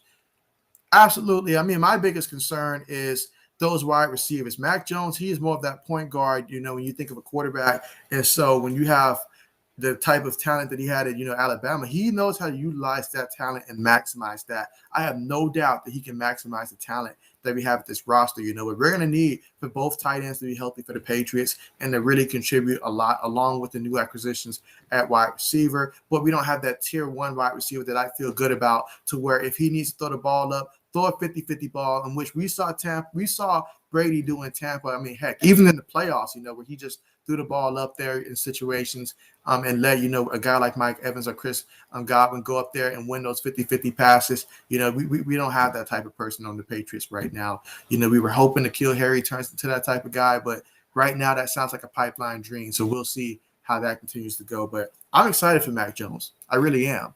Meanwhile, for UGA, it's 1st and 10, hands it off to the back, and it looks like he's going to gain about 3 yards on that carry. And so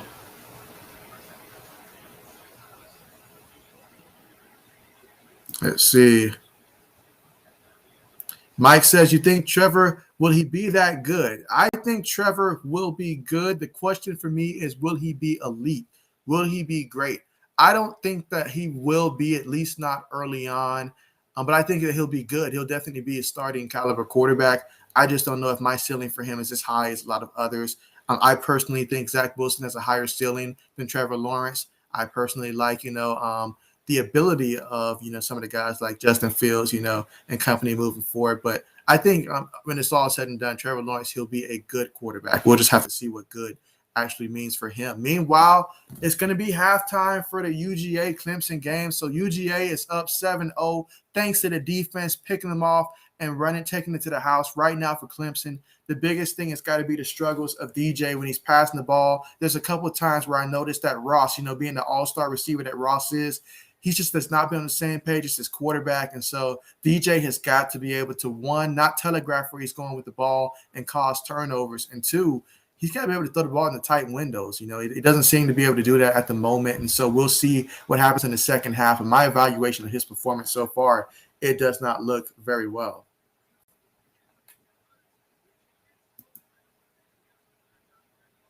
Let's see. Mike says, I know nothing on Max, so I'm all ears. Give and says, give is Gilmore more. You can have more than any other 2 receivers the Bills got other than Diggs. And so, but yeah, when it comes to Mac Jones, I'm really excited for Mac Jones. I know obviously it's just preseason, but the stuff you hear in preseason, the stuff you hear in camp, the stuff you saw last year in the national championship game, all of that stuff begins to add up, and you start to realize, like, okay, this kid, he's got something that, it's not something that you can necessarily measure on paper, but he's got the intangibles. And that's what I'm most excited about for him. I like the way that he, is able to analyze defenses, his ball placement, all of that great stuff. And he's in the perfect system that's going to strive for him. And that's what I think is going to pay the biggest difference. Let's see. Old man Mob says the Tigers wishing that Trevor never left because right now they can't do Nothing. Okay. I'm very surprised. I mean, I thought last year with the game that Trevor did miss, against Notre Dame, I thought Clemson offense, looked like it didn't miss much of a beat in that game. So I figured that they were going to be able to pick up where they left off, but not just, losing him. I mean, Travis Etienne as well, losing him. So, oh man, right now, if I'm Ross, I'm not too thrilled about what I've seen right now. This is the first time in 143 matches 144 actually, that we have not scored in the first half. Oh man, that is not good at all. Not good at all. So I know he's not happy about what he's seen so far. Mike says, I seen Trevor throw some good passes, seem confident, like I see him beating the Dolphins and many mid-tier teams. And so, I mean, for Trevor, I mean, I wonder, for me, if Trevor was in a situation where he had an established NFL coach, I know all the greatness that Urban Meyer's done at the college level, believe me, someone who's an Ohio State fan, someone who graduated my master's program from the University of Florida, I know all too well about Urban Meyer. And I also know that by week 3, you're going to see Urban Meyer on the sideline. He's going to have that look where he just looks like he has the worst migraine in the world going on right now. And he's just not going to, I mean, it's going to be a struggle. It's going to be a struggle. So I think that, right now as a rookie year, I don't think Trevor's going to have the best rookie year. But, it depends on what Jacksonville does in the future to continue to get more guys around him to try to help him out to succeed. But he definitely does have that potential, but I don't think we'll get to see that until probably a little bit later on in his career. And so we'll see. I mean, for the Dolphins, if they end up beating the Dolphins, that simply means that Tua Tagovailoa came out looking like he did against Buffalo to end the year. And, yeah, that means Miami's going to be looking to try to bring in another quarterback very soon if they end up losing to the Jacksonville Jaguars or something like that.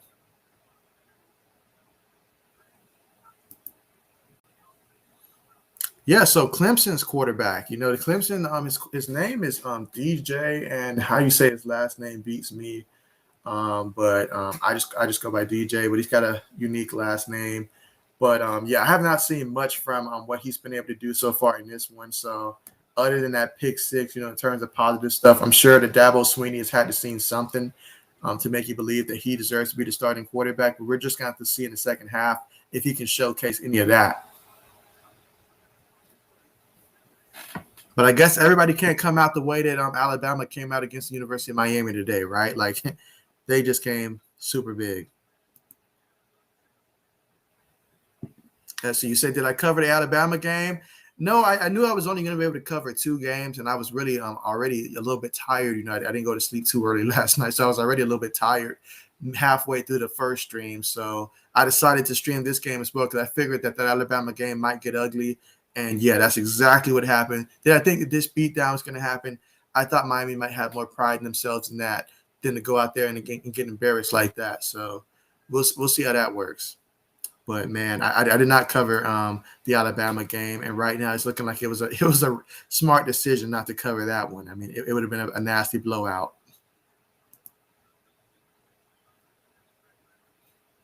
Okay, Old Man Mob says that I can see the Jags drafting.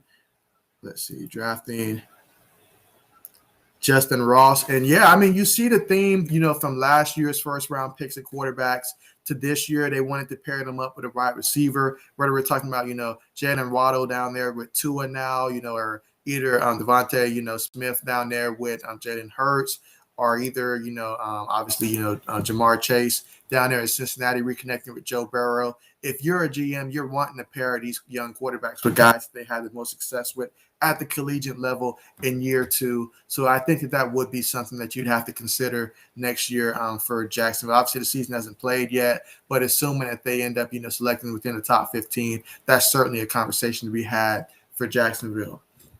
But we'll see what they got with the guys they currently have. I'm interested in seeing how a guy like Marvin Jones is going to fit in with Jacksonville this year. I think there's a lot of questions with these Jacksonville wide receivers, so I stayed away from all Jacksonville wide receivers in my fantasy draft just because I don't know, how the targets are going to deviate so far. But, yeah, I'm looking forward to seeing that. But, yeah, I can certainly see a scenario like that. I really can. Not even going to make the case for the Patriots to draft them, though, because once we draft them, for some reason, it wouldn't work out. So I'll leave it at that. Let's see. Mike says the Jags D almost got almost nothing terrible. Do they have a good O line? The undrafted running back got treads, and so yeah. So when it comes to the Jags defense, I mean it's I'd probably be better off, just trying to evaluate when it comes to the offensive lineup. From what I saw in a few preseason games that I watched, obviously I didn't watch the Jaguars versus the Cowboys, so I missed out on that. But from what I seen early on in the preseason, it didn't look like the offensive line was, holding up too well in those. But I think they got better as the preseason, continued to go on later on. But early on, I did not see it. So yeah, I think that this is going to just be one of those years that, for a rookie quarterback, you go out there. Will there be some ups? Yes. Will there be some downs? Absolutely, but this is going to be a learning experience for Trevor, a guy who's used to finding success, everywhere that he's been so far. This is going to be one of those years where he's going to have to just really learn how to fight through adversity. But I think that he will. Jacksonville, they're in a good situation for the future. Sai, thank you so much for joining the stream. Glad to have you here. And I believe, if I'm not mistaken, this is the first time I've seen you here. So appreciate you so much for joining the stream. And definitely, if you haven't already, do consider subscribing to the channel. But yes, appreciate you for joining. And let's see, you say, who do I think is better, Kyle Pitts or George Kittle? George Kittle, hands down. Give me George Kittle right now. I mean, I like the future, for Kyle Pitts, but he hasn't necessarily done it yet. I know he's going to do it. He's pretty much a safe bet. But George Kittle, to me, is still a top 2 tight end in this league right now. So give me George Kittle. But yeah, I mean, but I'm telling you, ask me this question again, and probably in about a year, and let's see where that is. But as of right now, I'm still rocking with George Kittle. I love watching George Kittle play, guys. I mean, he has that energy that reminds me of like a kid that's a big kid playing probably middle school or little league or something like that. But man, I love the way that George Kittle plays, that fury, that passion, that I want to run you over type of energy out there. Absolutely love George Kittle. And I just hope that he's able to stay healthy this year for the 49ers, because if he is, we're going to remember how great George Kittle was before, obviously, the injury last year. Then seeing Travis Kelce have the year that he had. But, hey, to me, George Kittle, if Travis Kelce is 1A, George Kittle is 1B. But Kyle Pitts certainly. I think at this point, the better comparison for Kyle Pitts is to compare him with Darren Waller right now. I think we take that step first, and then once we see him in action down there in Atlanta, then we can elevate him a little bit after that. But that's where I've got that right there. Let's see, Mike says, this is a much better game than that. Alabama is an NFL minor league. And so I agree. Imagine if I tried to stream the Alabama game. Yeah, there'd be nobody left by the time the second quarter hit. So imagine that. Yeah, that was a great question, an absolute great question. Absolutely. Let's see, Mike says, man, Abrams disappointed. Did Font seems like a great tight end, sneak up. Not drafted high usually. And so, yeah, I mean, when it came to Eric Ebron, I had my fantasy draft this past Friday, so my fantasy football is absolutely, fresh on my mind. And I mean, I dropped the ball this year. There was 16 teams, first time participating in the 16, fantasy football league draft. And yeah, I did not end up getting the tight end that I wanted at all. But you mentioned Noah Fant. I think Noah Fant can definitely have, one of those breakout years. I'm anticipating that tight end that the Detroit Lions have, I think it's TJ Hawkinson. I think that he's going to have a really big year because Detroit's going to need somebody. They're going to always be passing the ball. So why not Hawkinson? I think he's going to have a great year this upcoming year and really benefit from Detroit probably being from behind a lot. I mean, I felt like he could have done that last year, but I don't think Matthew Stafford was too much aiming for him as much as probably he would need. But we'll see who Jared Goff aims for in this one.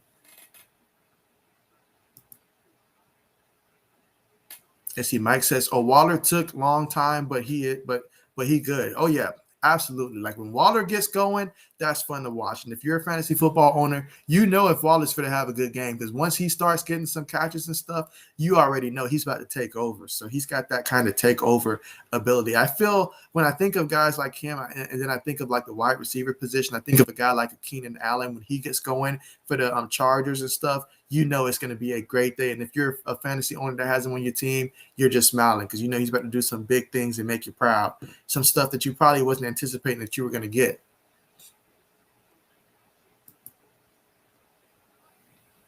Let's see. Mike says Urban Meyer is making same mistakes so many college coaches make. You need to earn players' respect, can't demand it. They make more than you, coach. And so, yeah, when it comes to you mentioned a key point about a lot of times, and this is what really derailed Chip Kelly, because I mean Chip Kelly showed that he can find success like very early on when he first entered the NFL. But if you treat them like college players, you're going to lose the locker room very quickly, and then guys aren't going to want to play for you. And so it starts to add up. It really starts to add up.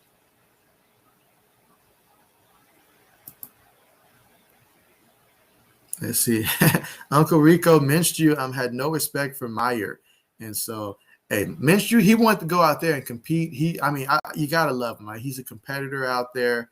And so, he's down there in Philly now. So Philly's got quite the interesting quarterback room here. Very interesting quarterback room. And so we'll have to see how their season goes out. But I mean, hey, if they're not really all that confident in their quarterback situation, yeah, I'm not too confident right now for the Philadelphia Eagles this upcoming season. But we're going to see. I mean, their only hope is if Jalen Hurts goes out there and dominate, so we're going to see how that goes. I know in fantasy football, there's some guys that took a chance on Jalen Hurts hoping that he's going to pay off. So we're going to have to track. That's definitely a team to keep an eye on just to see how things play together. I know last year they had so many injuries, especially at that wide receiver position.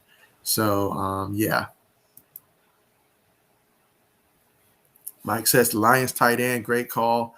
Yeah, absolutely. I mean, I love Hawkinson. I mean, I had him on my fantasy team. When did I have him on my fantasy team? I think I had him on my fantasy team because I was in 2 leagues last year. So I think I had him in my second league last year. And so, yeah, it's always give or take. I mean, he does do a good job of getting open, but a lot of times last year, Matthew Stafford would opt to give the ball to, someone if it's not, Marvin Jones or something like that, Kenny Galladay. Those were his primary options. So Hawkinson was seen as maybe a third option a lot of times. And so, but now that those guys are gone, it's the great chance to elevate someone like Hawkinson. He's been in the league enough time. I know that he's definitely shown that he has that potential, and he's already good in my opinion, but he can really take it to that next level to where he starts to get mentioned in that conversation. Now, you mentioned a guy like Noah Fant. I mean, I feel like there's going to be some guys that's going to step up for the Broncos. I think Jerry Jeudy, he's going to get off to a slow start to the season, but I think around that probably after about 5 or 6 games, we're going to start to see him kind of take off, kind of like we saw when we were watching Curtis Samuel for the Carolina Panthers. I think of Curtis Samuel last year, and that he had a little bit of a breakout year, although I know that this is just Jerry Jeudy's second year in the league, but I could see it kind of, Jerry Jeudy getting a lot of, yards after catch. I mean, he's a great route runner, but I think he's going to get a lot of yards at the catch. And we're going to remember why he was drafted so early by the Denver Broncos.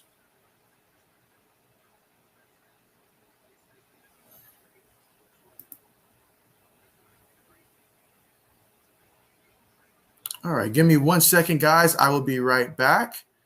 Give me 1 second.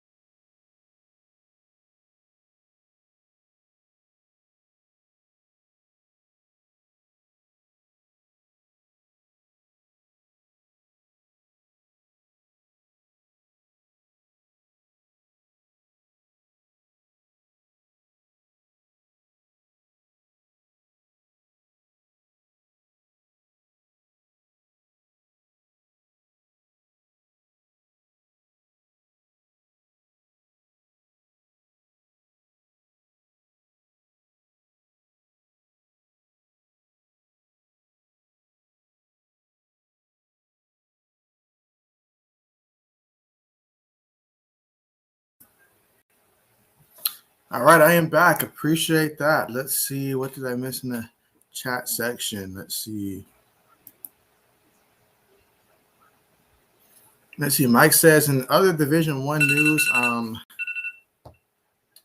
let's see. In other Division One news, Liberty clean Campbell's clock. I actually have not seen the final score for that one, but I know Liberty had such an amazing season last year. Such an amazing season. But let's see. I'm going to look it up right now. I will say this though. I mean, as an Ohio State Buckeye fan, I did notice how Michigan's offense looked seemingly in this game against Western Michigan. Seemingly, they were able to air it out, and that's not something that Michigan's able to do every year. So I will say I did notice that.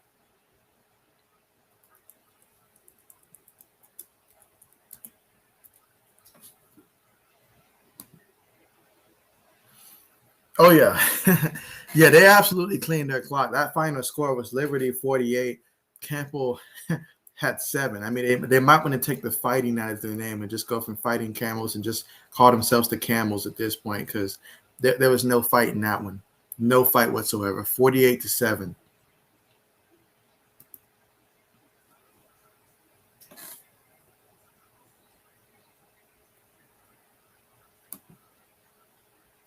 But yeah, I mean, I'm looking and at halftime, Texas A&M, they're only up 10-3 right now at the half against Kent. So that is very interesting. I mean, I remember the year that Texas A&M had last year. I know they no longer have Kellen Mons back there at quarterback, but we're seeing a pattern here across the league where a lot of teams are struggling and a lot of defensive matchups. I guess that's why usually at this point of the season, you usually see these teams playing off against some of the smaller conferences and stuff. But yeah, I mean, you look at that LSU UCLA game. They're early in the second game right now. Neither team has scored yet, although LSU is at the goal line at UCLA's 2. So we'll see if they're able to score.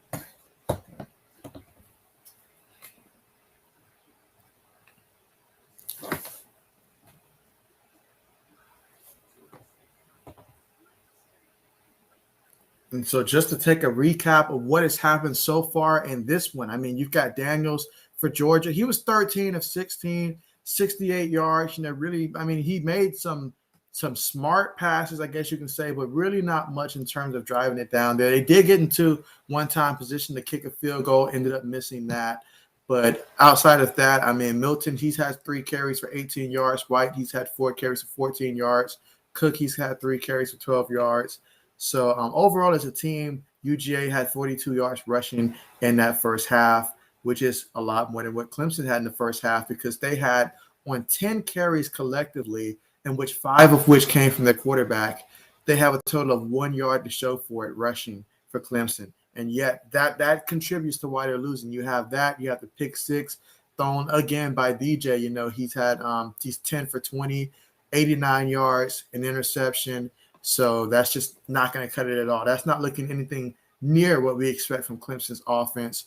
And so, yeah, Dabo Swinney, he's got to make some real adjustments here for Clemson in this second half.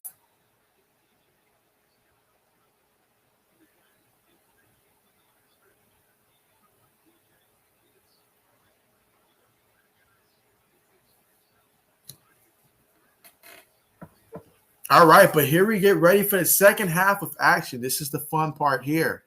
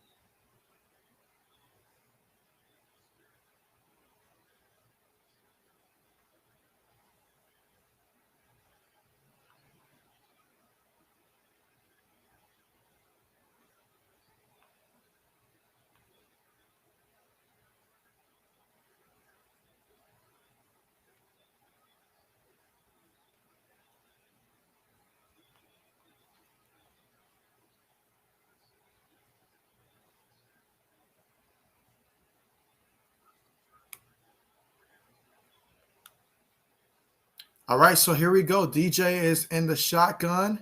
Okay, so never mind. He's got a backing behind him.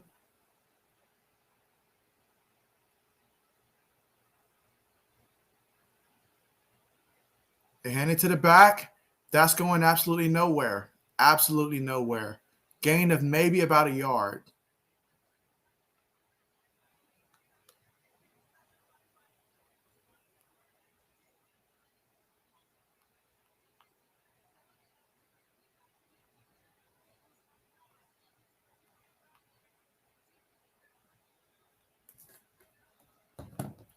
All right, so it's going to be 2nd and 9 here. DJ's got it. He's looking. Oh, man. Come on, DJ.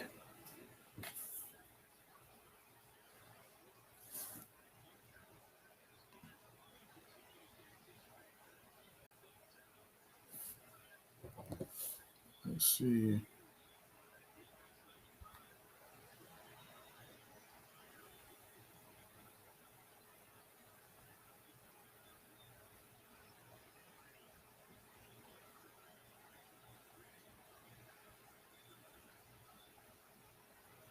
All right, so this is going to be 3rd and 9. Let's see if Clemson can get something going here. DJ's got it.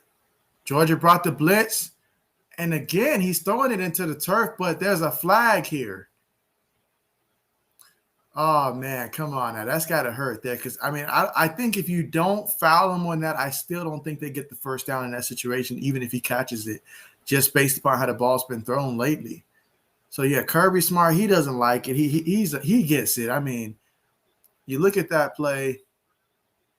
Yeah, there's no need to do that. Even if he does come back and catch the ball, because his momentum is bringing him back towards the ball, I don't think that they would have gotten the first down if he doesn't do that. So, yeah, that was completely uncalled for there. But now we've got a first down thanks to the penalty, and let's see if Clemson can take advantage of this. DJ has it, hands it to the back. And, yeah, they run. They're probably going to get about 4 yards on this.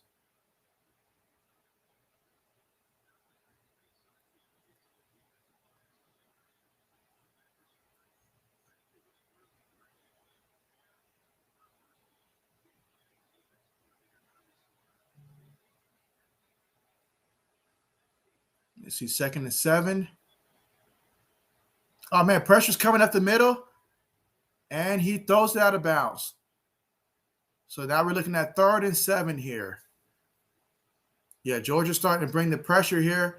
I mean, DJ hasn't shown that he can beat you, whether we're talking deep or with his accuracy. Seems to be a lot of confusion going on out there.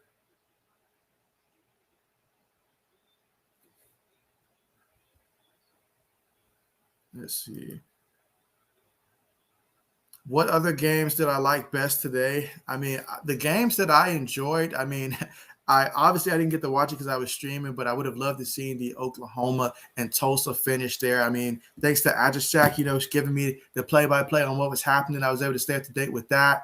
But that one seemed like a good one there. And then other than that, obviously the Penn State and Wisconsin game, that was fun to watch there. I mean, although it got off to a slow start, but that was still fun. That's Big Ten football. I enjoy Big Ten football. But I mean, other than that, I mean, there's been quite a few games. And so just looking through, some of the ones that played earlier. Let's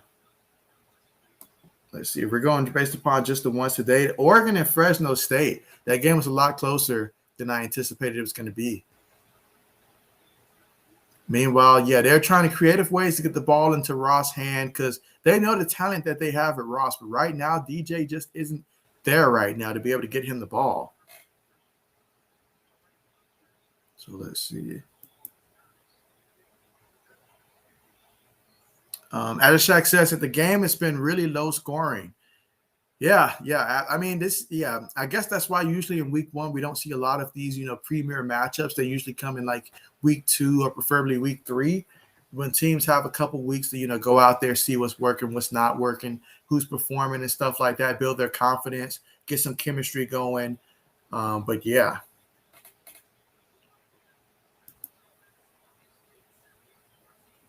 Let's see. Mike says, has Georgia ever had a quarterback that was good in the NFL? Look no further than Matthew Stafford. Matthew Stafford, he went to UGA. When he was there, UGA was actually they started off the year ranked number 1 year, but they ended up losing quite a good amount of games that year, especially for a team that started off ranked number 1. But they had him. They had No Sean Marino. So I remember that year. So, yeah, Matthew Stafford for sure with UGA. And now Matthew Stafford's with the Rams. So we're going to see how he does win his first game with the Rams coming up soon. You see, Mike says, good point. As he says, seems like teams shaking off 2 years of rust. I mean, that's what happens, especially when you're coming off a college football year where we saw a lot of the big-time quarterbacks get drafted. I mean, this past quarterback class, if you needed a quarterback and you came out without a quarterback, you failed miserably. There was a lot of quarterbacks that ended up getting taken in this year's draft. And even, like undrafted guys, there were guys that were starters in college football for at least about a good 2-3 years. So you take those guys out and it's like, oh, man, we're almost starting over when it comes to the quarterbacks that are there. And even some of the bigger ones, they really haven't been quarterbacking for all that long for their respective teams. So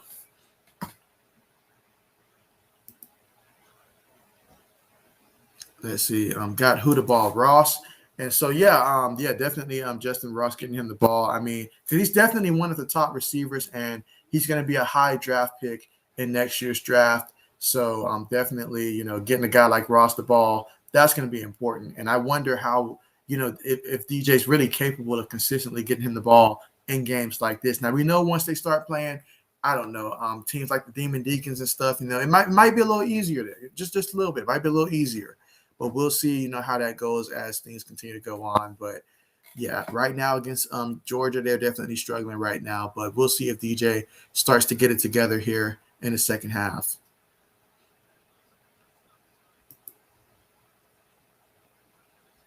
Let's see. Ashak says, yeah, both teams have not even scored offensively. Georgia's touchdown was a pick 6. And so, yeah, I mean – We'll have to see. But I will say this, though. At least Georgia's offense did get into position for a field goal. But that's little constellation because we saw how Bama looked. And if you can't go out there and put up some points, oh, man, it's not going to look close at all. At all. So, yeah, you're absolutely right. And so, but now it's an opportunity for Georgia to go out there. And you got to establish something offensively. I mean, you've got to. You just have to in this one.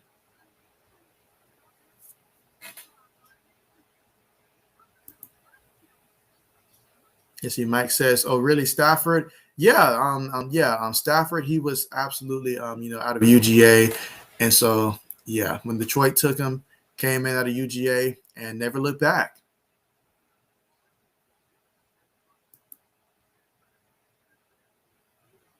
You say the Bills on Twitter is talking about Ross, and so I mean, hey, I'll say this though: the Bills they've got a pretty good wide receiver room. It would be an embarrassment if Rich is out there if they did get their hands on a guy like Ross. But I'm pretty sure that there are other guys right now that they can probably focus on in terms of that'll probably help this team more. But I mean, hey, if it did happen, then look out. That would be absolutely scary to think about having him on the opposite side of Diggs.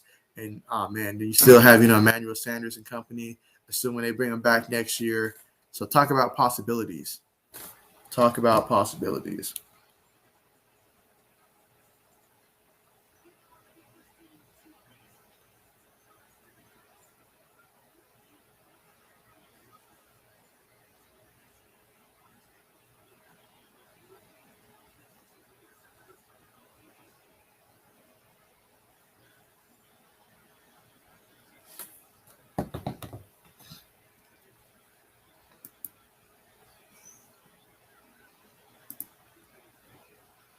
Let's see. Mike says that Bill's Twitter wants a John Davis. I'm not entirely sure who John Davis would be.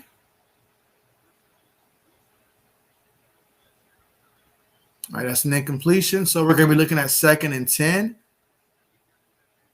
And so, yeah, JT Daniels, he is a junior. So they'll still have, that option for next year as a senior.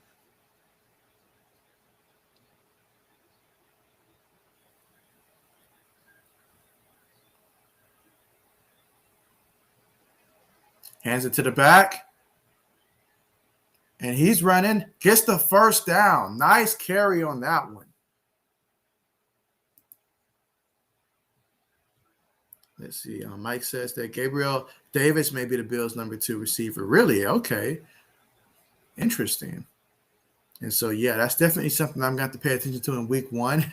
These updated depth charts for sure. All right, so now we're looking at second down here. Let's see which offense is going to get the first offensive points of the game. I know UGA's got 7 points, but that came on the defensive end. So let's see if we can get some offensive points on the board here.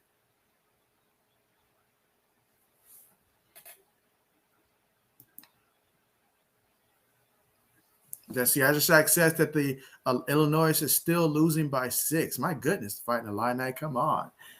Come on. It cannot go down like that.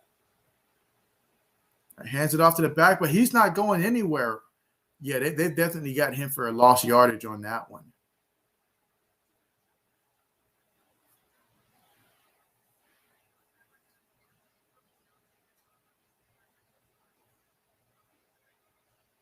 And we've got about 10 minutes remaining here in the third quarter.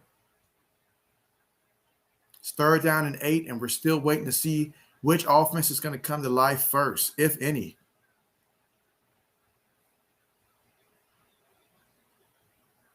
All right, so Daniels, he's in a shotgun.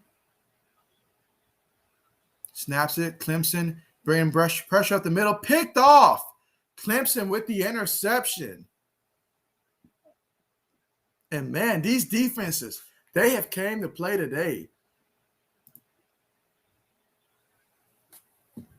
Oh, man. That is something that Daniels just cannot do. And so now we're seeing the replay here. Let's see what happened.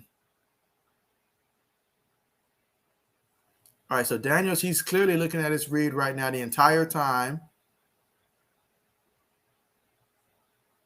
Okay. So he tried to look off the cornerback there, but the linebacker dropped back and got in front of that one. That was a great play right there to step in front of that pass and get the interception. And maybe this might be what Clemson needs offensively to get some momentum.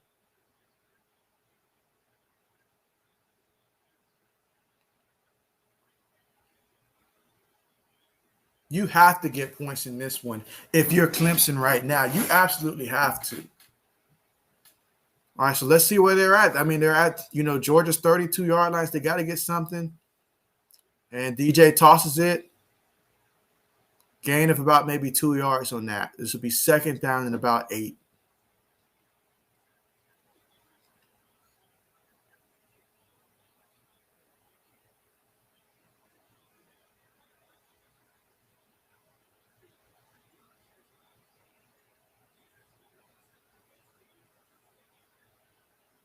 All right, so 2nd and 8. In the shotgun. Takes a snap. DJ's looking. He's got in the backfield for a sack. So that UGA defense still coming up big. Despite what the offense is doing, UGA's defense has pretty much been carrying this team throughout this one. If UGA wins this game, we've got to give the defense some kind of collective award in this one.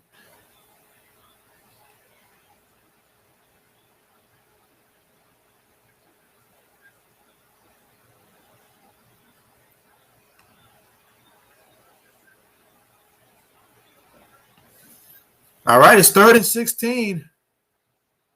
I wonder if Clemson's going to consider some type of quarterback substitution in this one. And he is sacked again. My goodness. Oh, man. What a play by the defense. My goodness. Like, it might be time to sub the quarterback for Clemson. I mean, who else you got? You owe it to yourself to look to someone else. I mean, you owe it to him. You owe it to DJ not to have him out there struggling like that right now. I mean, this is looking bad. I mean, obviously for that sack, you can't blame him on that, but the offense looked like it has no life out there. And Clemson does too good in recruiting for them to be looking like this on offense. Too good in recruiting. So you have to think that there's got to be someone in the back of that depth chart that can come in and provide some type of spark. Let's see. Ashak says that Clemson's quarterback is playing bad. Absolutely, man. Put a capital on that B because this is really bad, man. Really, really bad. My goodness.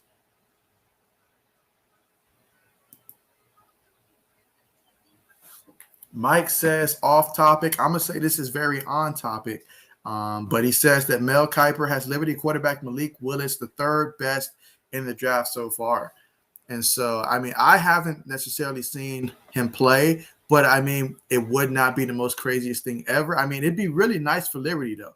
Really nice to have their quarterback be the third best quarterback in the draft when that comes and says. I know it's still very early, so guys will go up and guys will go down. But honestly, looking at some of the quarterbacks that they're talking about ahead of him, I'm pretty sure they're probably talking about, Oklahoma's quarterback. I get that. North Carolina's quarterback, not really sold on him. So if Liberty's quarterback, is there in that third, and I'm looking around the league, I'm like, well, considering guys that would be eligible for the draft, who else would we put above him? So I can definitely see that. So we'll see how that goes there.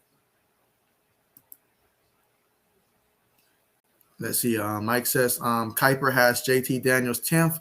Yeah, he might want to drop him a couple spots or something like that. I got to see who's after him. But right now, it's not looking too good. But I mean, I could see something like that. I imagine. We're talking about 10th guys that may be up there, and so yeah. Yeah, number one, Spencer Rattler. Yeah, he's my favorite to actually win the Heisman this year down there for Oklahoma. You just look at what Oklahoma's been able to do with other quarterbacks in that system, winning the Heisman, and then you look at who he's going to be going against. I definitely rather take right now Spencer Rattler than to end up having to take Sam Howell for North Carolina. Yes, and they've got him second. I want to see how long that's going to last. I mean, the last time there was a quarterback from North Carolina that was ranked extremely high. Let's see. He went by the name Mitchell Trubisky. The last time they tried to sell me on a quarterback that was, supposed to be one of the best ones in the draft. And so North Carolina's going to have to show me a lot more, especially after seeing them lose to Virginia Tech in that fashion before I'd have to agree with him there. But for right now, we'll leave him there, but we'll see how things continue to transpire throughout the rest of the season and if he remains there.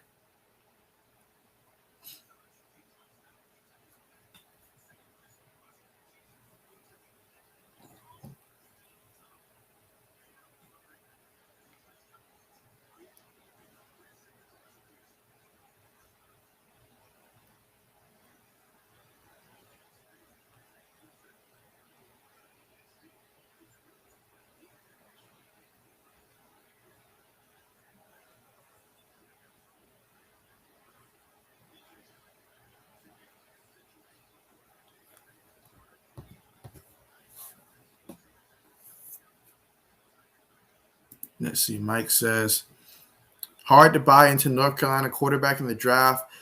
I'm with you there, Mike. Like I'm right there with you. I mean, honestly, if I'm a GM, I would have tried to get a quarterback from last year's draft if I knew that there's a potential that I might be needing the quarterback this year. I would not have been wanting to be in a situation where we end up with the first or second pick and we need a quarterback, especially with that right now what we saw from North Carolina. Now it's still early. A lot can change, and by the end of the season we could be saying something different. But right now, I'm not really all that impressed with them. And there we go with Georgia, finally getting a big burst here.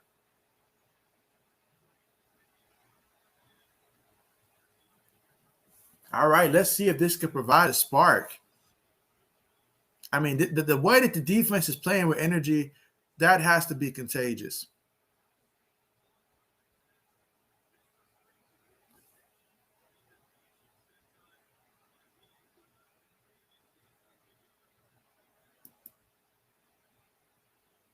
Let's see, Mike says Clemson is always a top 3 team.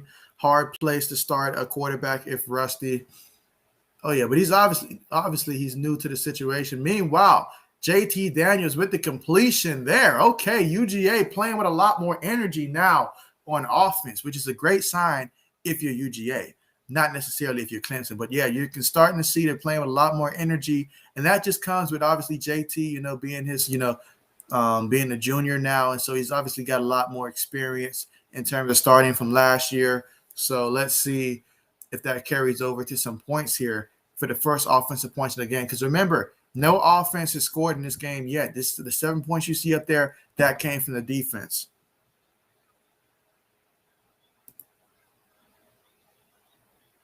Mike says that I would not be interested in JT after my 1/4 sample size.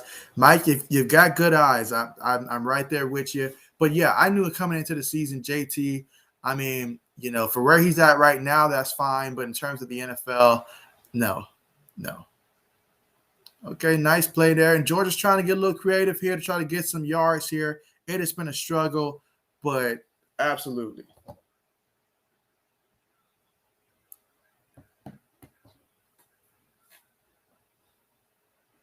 All right, so it's 3rd and 3.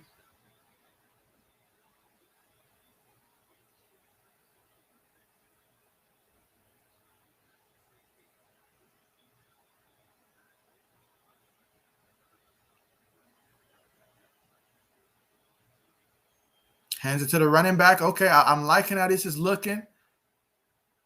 Okay, nice play. And a flag on the play. Let's see what this flag's all about.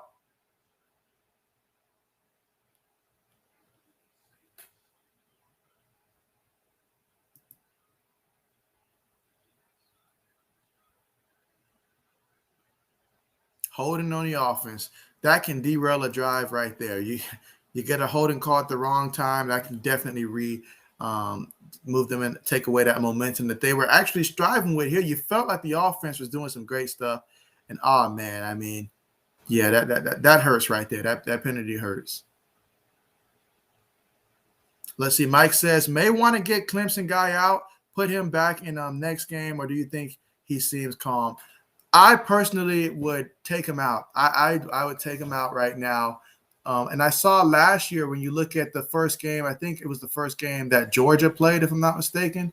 And who did Georgia open up with last year? It was a smaller team. I mean, not a smaller team. It was an SEC team, I think. But I forget who they were playing against. But they came out and they were struggling until they put in Daniels at quarterback, and then the offense seemed to calm down a bit. So if I'm Clemson, obviously I don't know how the backup quarterback is, but if they're confident in their backup quarterback, now's the time to put him out there. So, yeah, I don't think that DJ's looking calm out there. I don't think he's out there making proper reads and stuff. He's not putting the ball in the right place. He's not putting these guys in the best position to win this game. And Clemson's a team that has championship aspirations. And so I'm really questioning whether or not he has that ability to lead them all the way that he's played so far. Now, sure, in that conference, it may be enough to get him there. But when it really matters, will it work?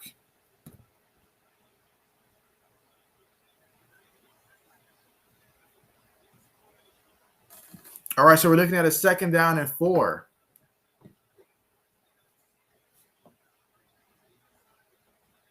Let's see, 2nd down and 4.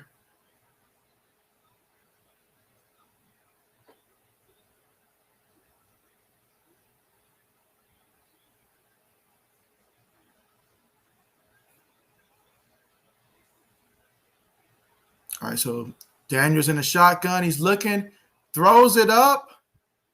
And okay, that was going to be a flag on that one. Yeah, when you didn't allow the receiver to make a play on the ball, absolutely a flag every time. You can't do that, son. You just can't do it. Cannot do it.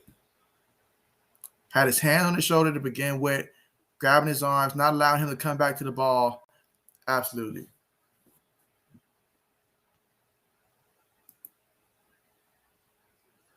Let's see. Ajacek says, do I think that the Atlanta Hawks can repeat the run that they had last year? That is a good question. Do I think that they can be good in the regular season again? I do. Do I think that they can make the playoffs again? I do. Do I think that they can make it as far as they did last year? I don't. I feel like when you're a team like them, they spend a lot of money just to retain the players that they currently had, which means, that's good for team chemistry. But last year, we know that there was a deficit. It wasn't like that team, just if everybody's healthy, that this team is a team that can run the table. That was not the case. No, but this is a team that, if they're playing great basketball, they can really get some things going. But they needed some more pieces, like they, can definitely use some more. Like you look at what happened in the playoffs and why they fell short and stuff. Obviously rebounding really, really hurt them in that game against a team like Milwaukee. So you think if they run into a team like Milwaukee again, the same results may happen. So, and then, Brooklyn, a team like Brooklyn, they don't want to play a team like Brooklyn. So when I look at it like that, yeah, I think they can have a good regular season again, but they definitely will not be able to, get it to a championship, not with their current roster. So I don't think that they can make a deep run like they did, last year. But they'll still be fun to watch, though. Let's see. Mike says that I personally, if I was Cam, I would go to Washington. The problem with that is that Washington does not want him. And when you have a coach that used to coach you back when you were in your prime and stuff, they did admit that when he was released that they did have that conversation. So at least they had that conversation about it. But a lot of teams had conversations about it. But ultimately, to add Cam Newton, and meanwhile that throw is in the end zone, no good, incomplete. So we're looking at 4th and goal. Unable to get a touchdown out of this drive. Let's see if they can get 3 points on this one.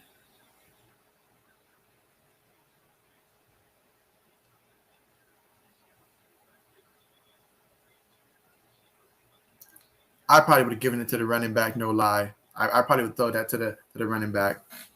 Absolutely. But yeah, Washington does not want Cam. I think they're in a good position with Fitzpatrick, though. I really do. I believe that. I don't think they need too much. They just need a guy that can go in there and just play the way that Fitz plays. If he does that, he'll be good. Nelson Aguilar had a good season last year. Now, whether or not he was good, that remains to be seen, but he definitely had a good season. His problem has always been historically drops. Meanwhile, the field goal is good for UGA, so now they have a 2-possession lead. And the way that Clemson offense has been looking, you have to think that a 2-possession lead and how Georgia's defense has been playing, you got to love it. You have to love it. But yeah, Nelson Aguilar, hopefully he'll be able to provide, some deep threat ability for the Patriots. If he can just hold on to the ball for the Pats, now that Mac Jones is in at quarterback, you got to like that for him. But we're really this year will determine whether or not I consider Nelson Aguilar a good receiver or not. I know he had a good year last year, but if you look at his previous years, it doesn't back that up. So we'll have to see if he can be consistently good at this point. Let's see. Mike says the Lions let go receivers. I would grab if I was the Pats. Absolutely. I know they let go of, I believe his name is Perryman. I can't think of his name right now, but I know that he signed recently I think he signed with the Bears, if I'm not mistaken. I think he signed with the Bears. Yeah. Ron Rivera, he did state that, they had a conversation about Cam Newton, but ultimately that's not the route they wanted to take. And so I understand that. You say Houston. I think Houston's happy with Tyrod Taylor. Tyrod Taylor, that's a good spot right there. And in terms of, they've got obviously Davis Mills.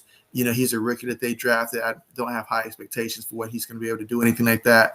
But I do think that, for Houston, I don't think they want to take the route of Cam Newton. When you bring Cam Newton in, obviously, most guys would say if you're bringing Cam in, it's probably to try to start because he doesn't strike you as someone that can be that backup quarterback.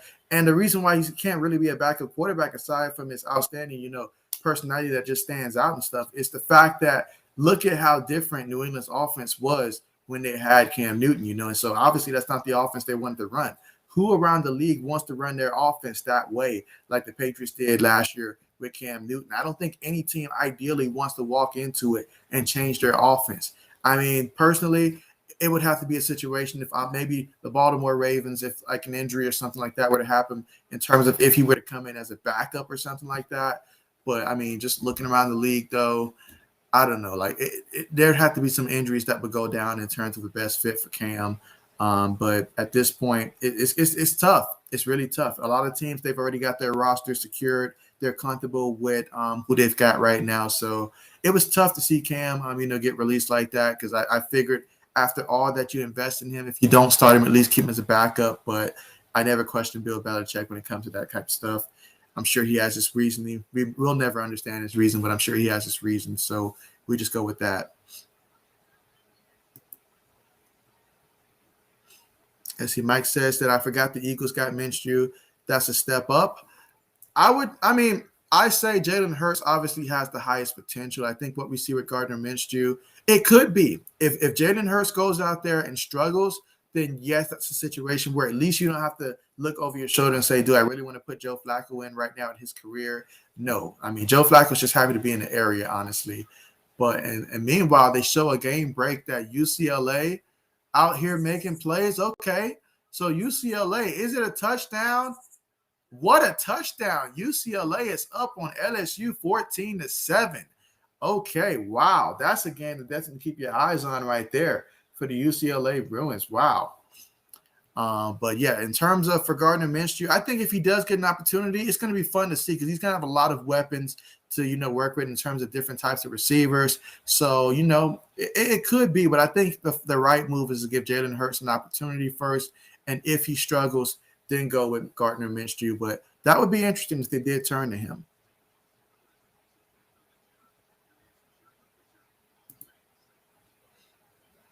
Let's see. You said great point to Houston. Mike says now Bolden, as a Pats fan for so long, after Bills eliminated, he's been around a long time, and so yeah, Bolden, yeah, he's been around for how long has he been around now for? I mean, I know it's been a good minute, but he has been around for a good minute.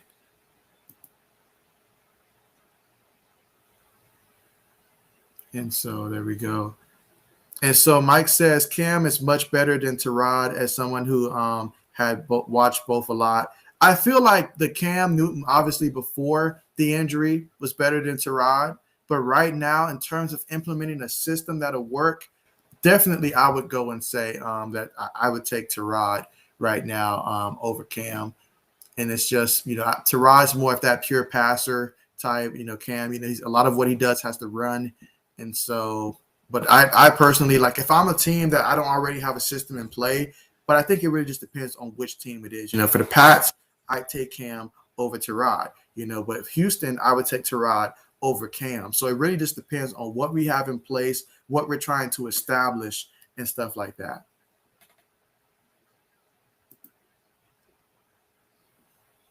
Let's see. Mike says that he never seen Hurts, but you and many seem reserved on him. And yeah, I mean, you got to be cautious with a guy like Hurts. Anytime a team is constantly trying to find someone to bring in at the quarterback spot and they're concerned, that concerns me. What I saw last year, I mean, it seemed like he had, like this first game he was in there, he had a good game, but then after that, the rest of those wasn't really all those impressive. And so we're going to have to see. He had a whole offseason now to work, more traditional offseason, I guess you can say, than what we had last year. So we're going to have to really see how that works out.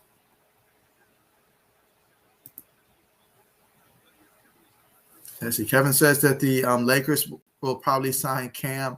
Age matches up. He says LeBron only signs 60-year-olds. He said the Nets have good young players and veteran players too. And he says that the Lakers are washed. I hear you. I mean, I think the Lakers, they're going to do great things this year, but I definitely hear you. And let's see. Mike says when Van Noy returns. And so Mike says Tyrod is the safest quarterback ever. No gambling. And so, yeah, I mean, that's right. Tyrod did start some time for Buffalo, if I'm not mistaken, way back when, But yeah, I mean, Tyrod, I feel for him. Last year with the Chargers, I mean, he ended up, it wasn't even his fault. I mean, we're not even talking about a football play here, but a whole mishap here with that doctor costing him a job there. And then, you go back to Cleveland, back when Baker Mayfield was a rookie, so he's had some opportunities, but it's just had some tough breaks in terms of injuries and stuff. So I want to see what he can do given a full season. Meanwhile, DJ's just out there. My goodness, guys. Like this doesn't even look like Clemson anymore, guys. It really doesn't. It really doesn't. Let's see. Mike says that, man, every time I see the roster, better Pats look. Who is Hunter Henry? Well, Hunter Henry, comes over from the Chargers. So he was the Chargers starting tight end. And what a good tight end. Just 2 years ago, I know a lot of people were very high on Hunter Henry. I don't know what happened last year in terms of why, I mean, I guess, Justin Herbert didn't use him, I guess, the same way that Phillip Rivers did. But he was still a good tight end. So he's still a very good tight end in this league. I'm still surprised that in most fantasy football leagues, they have him so low on the board. I get that Janu Smith is there as well for the Pats, but I like Hunter Henry a lot. I was super excited when I saw that the Patriots had picked up Hunter Henry. He's definitely got good hands and stuff. He's going to make a big impact.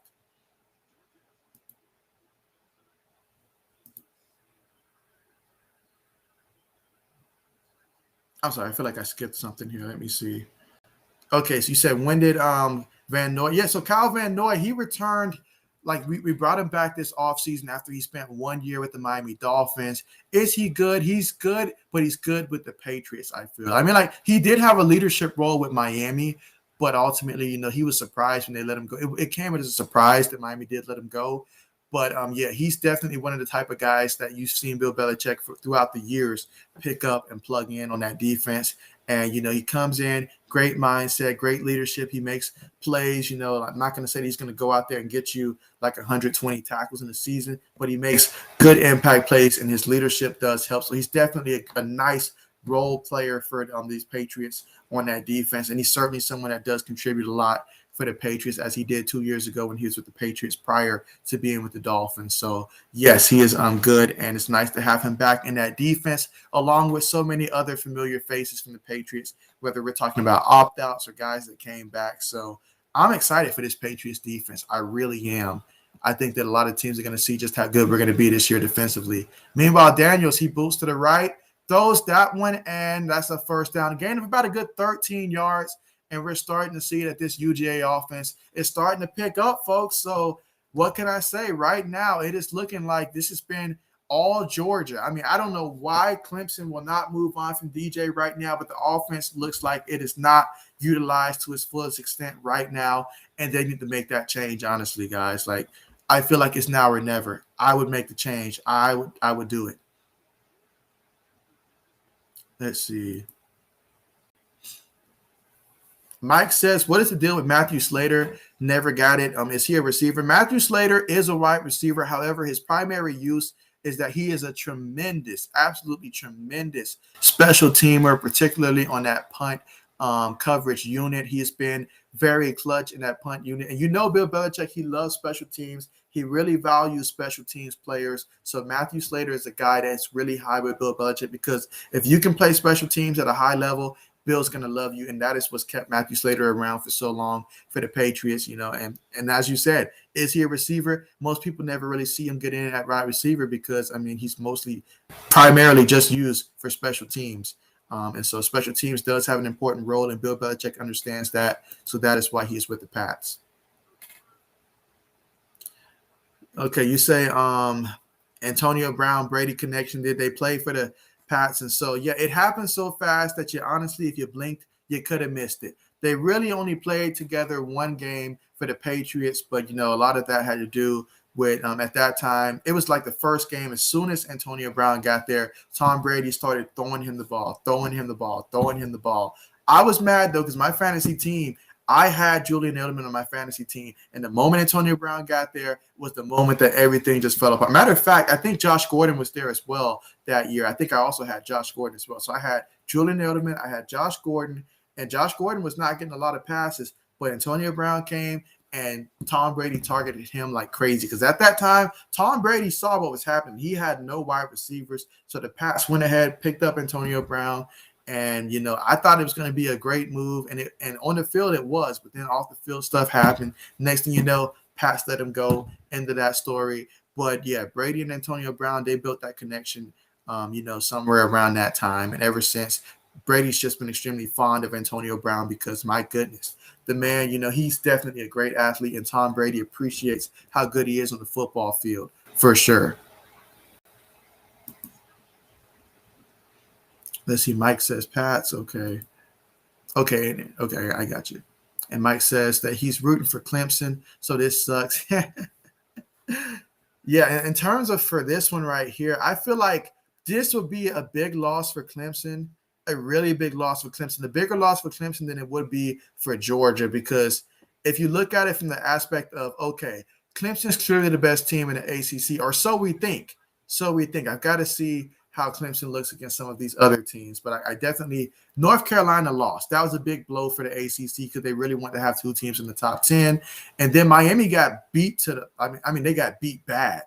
beat bad by Alabama, real bad. So that didn't look too good for the conference. And then Duke losing the game that they lost, to the 49ers, that, the college team, that was a terrible loss right there for Duke. And then if Clemson goes out there and not just loses to Georgia, but lose the way that they're looking right now, the ACC is in trouble this year.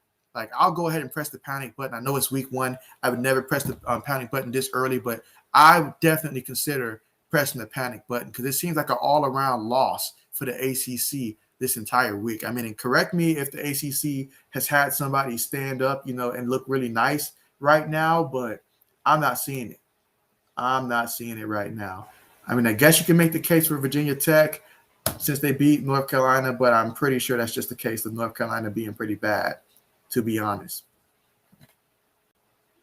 And so, but yeah, I feel you, Mike. I feel you. Adishak says that Clemson is playing pretty bad. Well, you know what, guys? I want UGA to run over Clemson, honestly, because I'm not too fond of Clemson because 2 years ago, what they did to Ohio State, I still haven't let that go. So if Clemson goes out here and gets embarrassed, that's not going to hurt me whatsoever. So I'll say that. Let's see. Mike says Josh Gordon. That is who I was thinking. Kind of sad story. Could have been a star.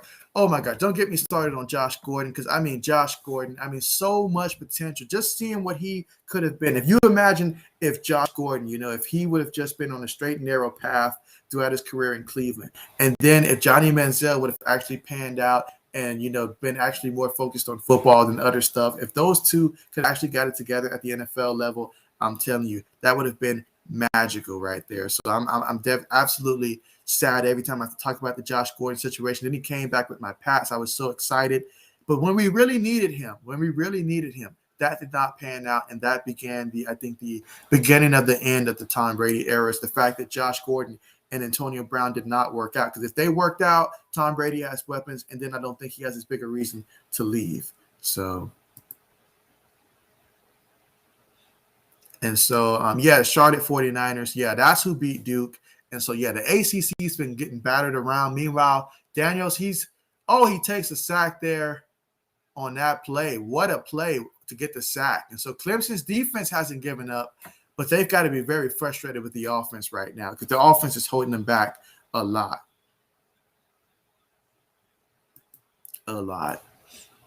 Let's see. Okay, so Adishak says for sure Josh Gordon could have been a Hall of Fame receiver. I remember that game that he had against New England with Cleveland.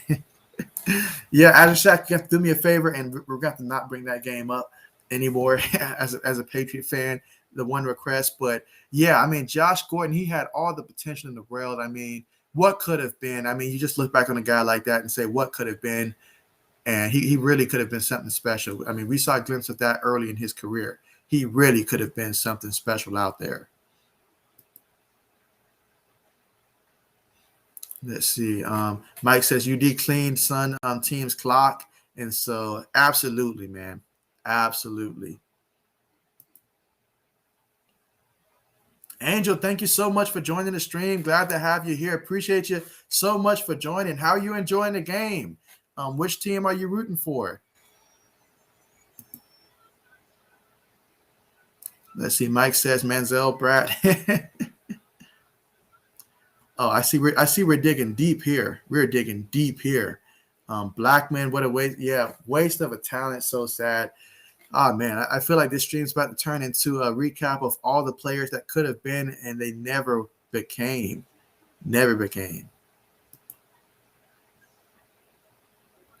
Let's see. Adishak says that, have you ever thought of making a collaboration video with another YouTuber? I did do a collaboration, 2 collabs so far. One I did with the Sports Blitz, and that one was more so, it wasn't a live stream, it was a video, but we do have, I think that one's about the top 5 dark horse teams for this season in the NFL. And then I also did one with Coach Dante as well. And we're going to be doing more scheduled collabs as well on Thursdays before, the Thursday night football games.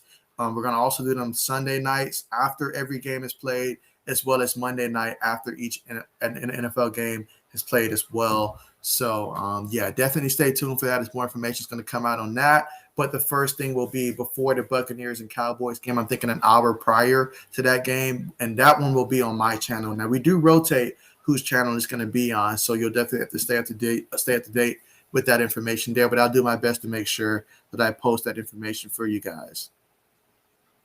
And so maybe Jay in the Bay. Yeah, Jay in the Bay. I mean, that's my boy right there. I mean, Jay in the Bay. Absolutely. I was so happy for Jay when he crossed that 1,000 subscribers. When I first came across his channel, I think he was at like 300 something subscribers. And that was like very early in my YouTube journey. And so I reached out to Jay for advice. And so my man, Jay in the Bay, I mean, he reached out and he really gave me some great advice and stuff. And so, was able to build that great relationship with him. So most definitely, I do plan on at some point, especially if we're talking about a game in which I know I'm going to be streaming a 49ers game, definitely would love to get his input on those 49ers because he's all about those 49ers. So absolutely would love to get his thoughts on some of that, as well as the NFC West. So that's actually something that I'm going to have to reach out to him about for sure. But yeah, Jay in the Bay, absolutely the best. And if you guys aren't, subscribed to his channel, definitely check him out. I mean, Jay in the Bay, love his channel. So happy that he was able to get monetized, a couple weeks ago. So absolutely happy for him and his growth there. Let's see. Adashak says, Justin Blackman, that's a name that I have not heard in a while. I thought we had reached a point where we were absolutely not going to get to have to mention Justin Blackman anymore. But, man, that was really tough. Like, just going back and thinking about those years where you had to deal with your Justin Blackmans, you had to deal with all these guys. I mean, I was really concerned, honestly, for Dez Bryant when he first came out, but he showed that he can, stay on the field for some time. But, I mean, at that time, any receiver that came out from Oklahoma State, I was like, we have to really do a deep background check on these guys because they was coming in, and it was just absolutely crazy. Absolutely. Let's see. And there we go from Mike. Clemson. Okay, going for Clemson in this one.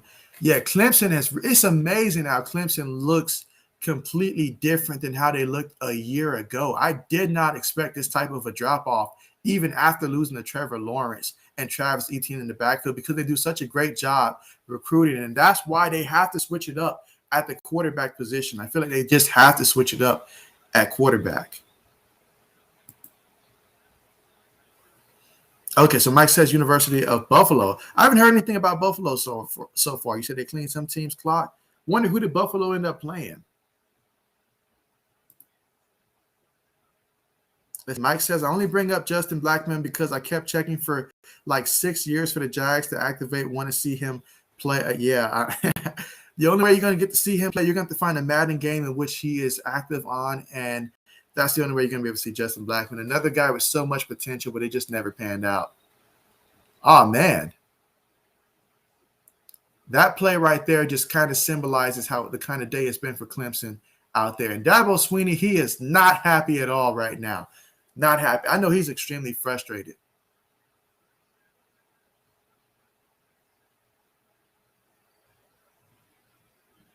False start on the offense.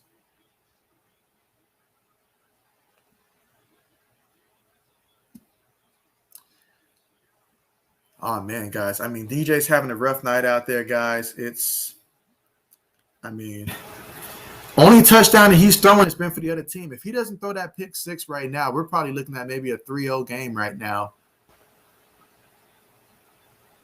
All right, so it's 3rd and 9. You don't want to give the ball back to Georgia, especially if you know it'll be good field position as well if they don't get no yards here. So they definitely want to get the first here. Let's see if DJ can pull it off here. He has some time. He throws it. Okay, there we go.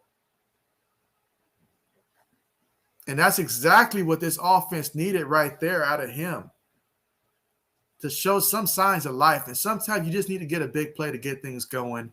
But, man, let's see. All right, so Mike says, go Clemson. Angel, are you a big fan? It's a good question. Meanwhile, it's 1st and 10. Shotgun. DJ hands it off to the back. And he's got some space. That's a first down. Gets out of bounds. Let's see. Angel says that not a big fan of Clemson. More of a Longhorn. Them Texas Longhorns, and they took care of business out there against Louisiana. So that's got to look nice. You'd have to imagine after a win like that. And the way that they won, it was one of the more impressive wins by some of these ranked teams today. So I'm interested in seeing just, how much Texas is going to move up after that win. But it was a nice win over Louisiana today for the Longhorns. All right, meanwhile, it's 1st and 10 out the shotgun again. And this is by far Clemson's best drive. Let's see if they can capitalize here. 3 receivers down here. All right, throws it there. Gets a gain of about 8 yards. I like the play call there. You had your 3 receivers at the bottom of the screen, and then you fake it like you're going to hand it to the back and then throw it to the one guy across the middle. I like it, and I get the concept behind it. So I like that move. Let's see. Angel says, like Clemson. Okay, D4W. Okay, DW4, bet. And that would be Deshaun Watson, by the way. Okay, got you. So Mike says Dez Bryant has more years left. Yeah, and so I last year when he came back, that was a nice return. I know with that injury and stuff that he had prior to that, there was some concerns, but absolutely. I mean, Dez Bryant, when he was with the Cowboys during that time, that was a fun period for Dez Bryant to watch him. Mike says, who's Clemson's coach? Dabo Swinney. That is, I'm the coach of Clemson, Dabo Swinney. Who is D4? That would be Deshaun Watson when he played at Clemson. All right. Meanwhile, pump fake from DJ. He's looking. He throws it in the end zone.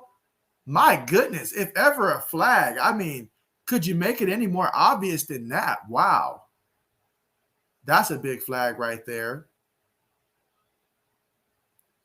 But whenever you see a flag like that, I mean, he had to just admit, like, okay, I was beat on that one, but wow. All right, and there we go to clarification. All right, Deshaun Watson 4. Okay, there we go, Deshaun Watson. All right, so we got that pass interference on the defense, and that's certainly going to help Clemson right there. But they've got to finish with a touchdown. They cannot settle for a field goal. All right, Mike says, yeah, he is super good. Let's see. Mike says Patriots call Dez. That's not happening. That's not happening. I can tell you that right now. That's not happening. And I think Bill Belichick would say the same thing if someone brought that idea up. He would say, that's not happening. That is not happening. But Dez can certainly help someone out, but it won't be the Pats. It won't be the Pats. All right, so 1st and goal out the shotgun.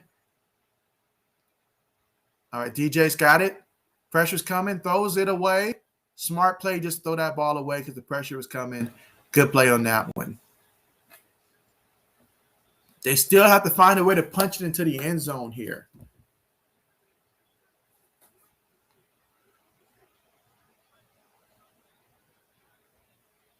Let's see. Andrew says that Dez is done. And so definitely respect that. I personally don't want him on the Patriots. I don't. In your opinion, okay, yeah, absolutely. Like, yeah, you want to know my true feelings? Yeah, try to assign him on the Patriots, and that'll tell you right there. I'm like, no, like I don't want him on my team. I don't think he'll be able to help us at all. And the reason being, I don't think he possesses the type of speed that we need at all. And so, yeah, I prefer a guy that has a lot more speed than what Dez currently has right now. But can he contribute to a roster? I'm sure he can contribute in some role. I don't know how big a role, but yeah.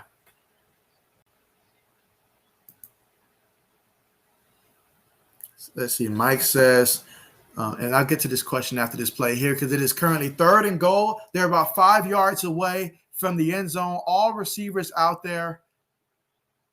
DJ snaps the ball. He's looking. He's going to have to throw the ball up. Incomplete. And I mean, my goodness. I mean, and it's a flag. It's a flag.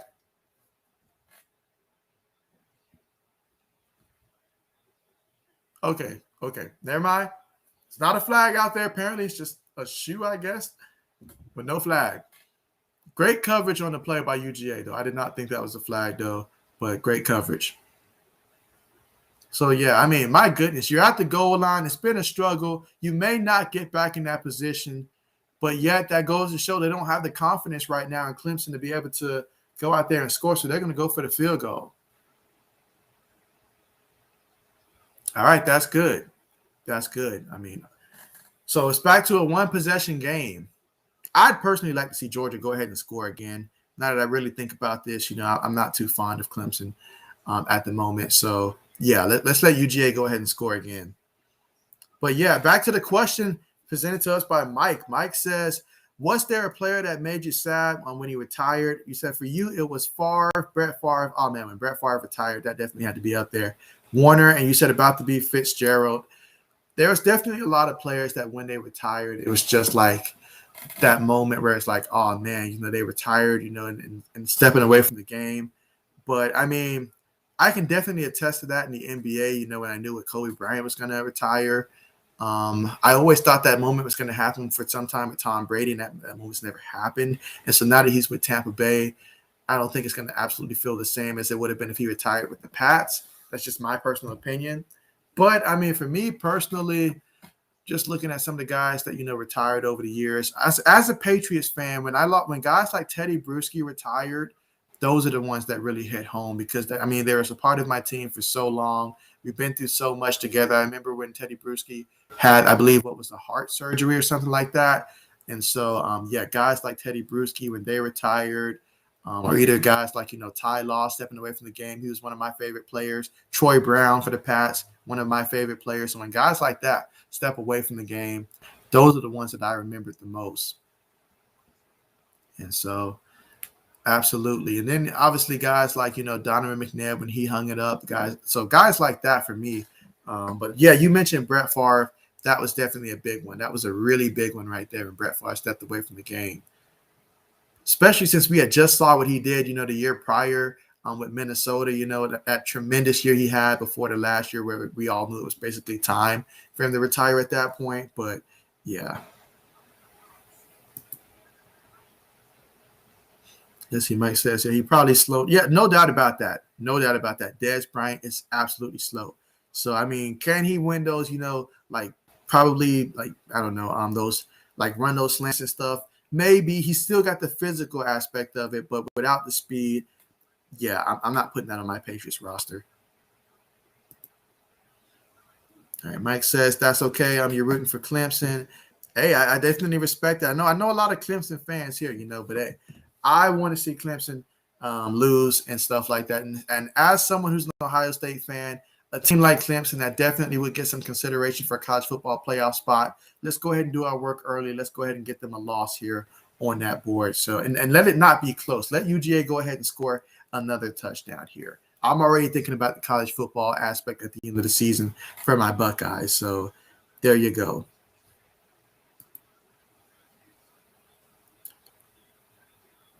Let's see. Mike says when it comes to the NBA, in terms of them stepping away from the game, oh, man, for me, it definitely starts with Kobe Bryant. I mean, when the late Kobe Bryant, when he retired from the game, I remember that last game that he played and just seeing him go out there and have the game that he had and knowing that this was the last time the guy did. Every time I was watching basketball, Kobe Bryant was always for the Lakers. And so to see that come to an end, that was definitely a moment right there where it's like, oh, man, like you start getting those feelings and stuff. And so definitely for him, a guy like Tracy McGrady, who I had, a lot of respect for when he was playing and stuff. Like when he stepped away from the game, that was big. I loved what he was able to do with Houston when he was healthy and stuff like that. And then aside from him, Allen Iverson, when Allen Iverson stepped away from the game, my goodness, that was absolutely sad. So those moments right there, those three right there, I'll go with those three for sure at the top of my list in terms of stepping away from the game.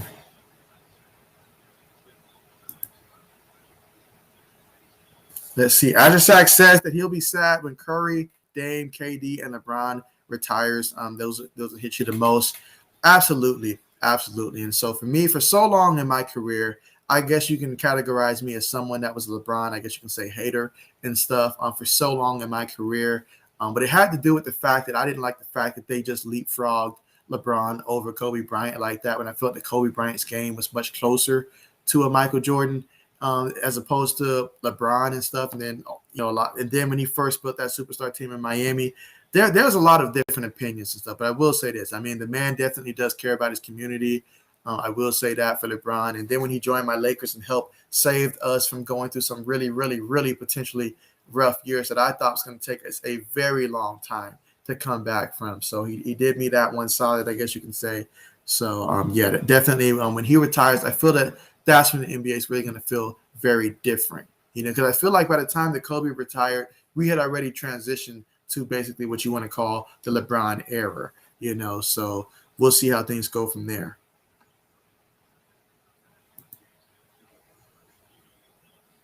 Let's see. Mike says that Arthur Moats, who I met briefly in public. Oh, nice. Out of his way, nice guy. Gave the end shot to Favre in Buffalo. We said, don't cross the Moats. Absolutely. I remember how that thing played out for Favre towards his last, couple times, even in Green Bay when he retired and came back, all that stuff. So absolutely. Oh, man, what a nice play by Clemson on that. Way to get a stop.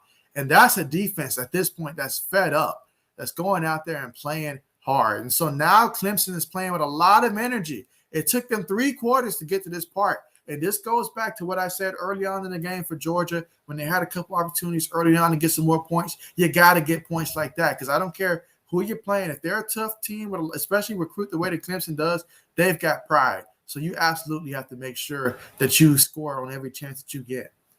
So now it's 4th and 7, and we're going to see if Clemson can carry that momentum over from the last drive. And so that punt looked like it was very close to getting blocked. And so Clemson on the return, that's going to take it out to about the 33-yard line.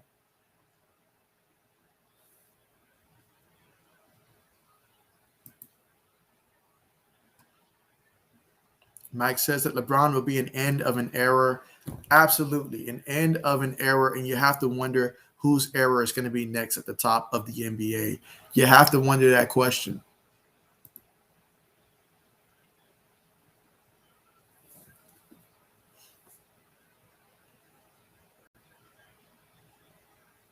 Let's see.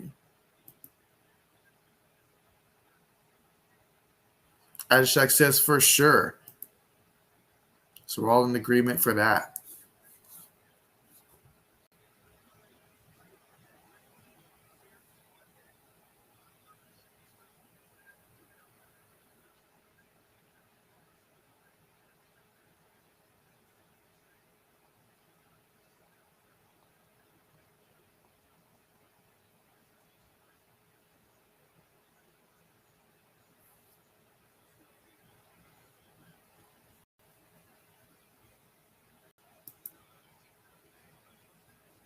All right. So Ajashak says that Giannis or Luka will probably be the new face of the NBA.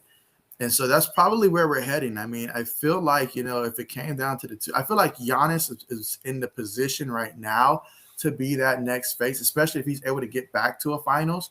But, we'll see how that goes. I mean, obviously Brooklyn is there and we know how special they are. So we'll see if that'll be possible. But just looking at how he finished in the playoffs, he definitely made a strong case for himself.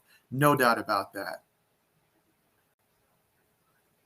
Ajashak says maybe Zion. And so it really depends, honestly, in my opinion, as to who the torch goes to next. It really depends on how much longer is LeBron going to play for. Like if he ends up playing another 3-4 years, then it very well may be Zion, because at that point in time, you have to think that Zion's going to be already in prime form at that point. So in that case, I think it's a good probability that it could be Zion. But if it happens within the next, like say 2 years, then definitely I think it goes to Giannis. So it really just depends on, I think, when Bron decides to step away from it. And once you have that title, it's yours until somebody takes it from you. So.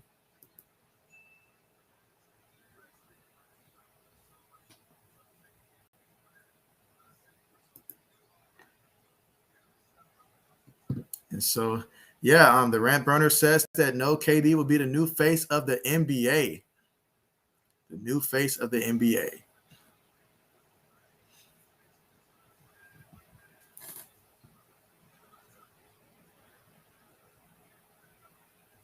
All right, I see Texas A&M has came alive now after that slow start in the first half. It's now 27-3 at the end of the third quarter. I see that Washington is losing here in the fourth, 10-7. UCLA and LSU, they're currently at halftime, 14-10. UCLA's got the lead there. It's another interesting game.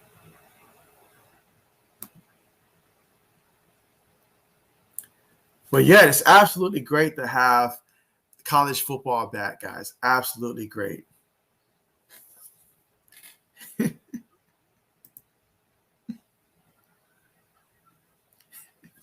Addersack says that who knew KD was such a huge JB fan?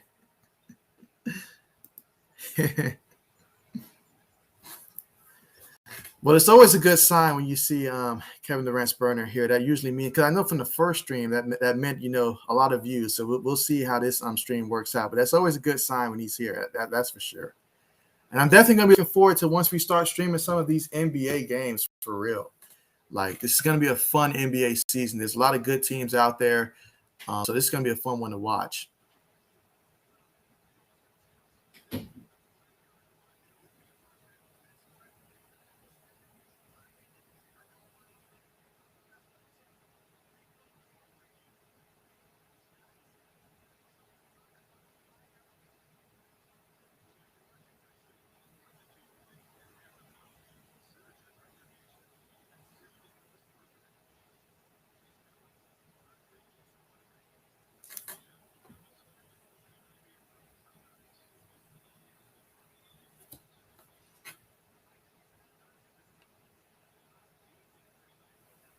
Let's see. I know tomorrow night there's going to be Notre Dame versus Florida State. So every year it's like I hype myself up to think that maybe this will be the year that Florida State gets it back on track. Maybe Florida State will actually, at least do decent and start, build some traction towards returning. Because, the way that Florida State fell off, it made no sense how that happened. It felt like it was just so sudden, didn't see it happening, and then it just happened.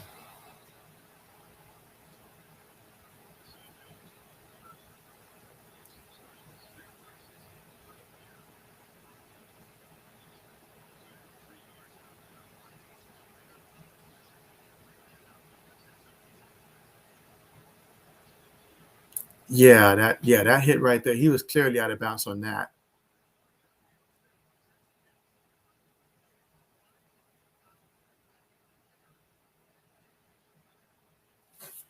All right, let's see.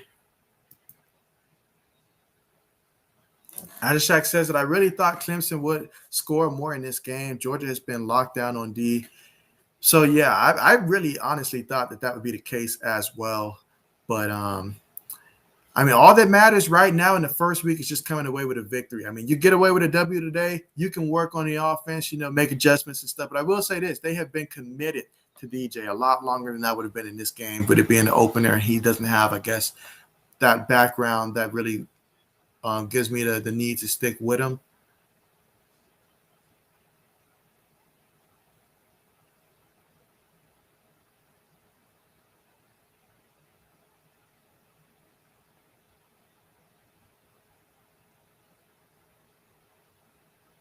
Wait, somebody threw 10 touchdowns.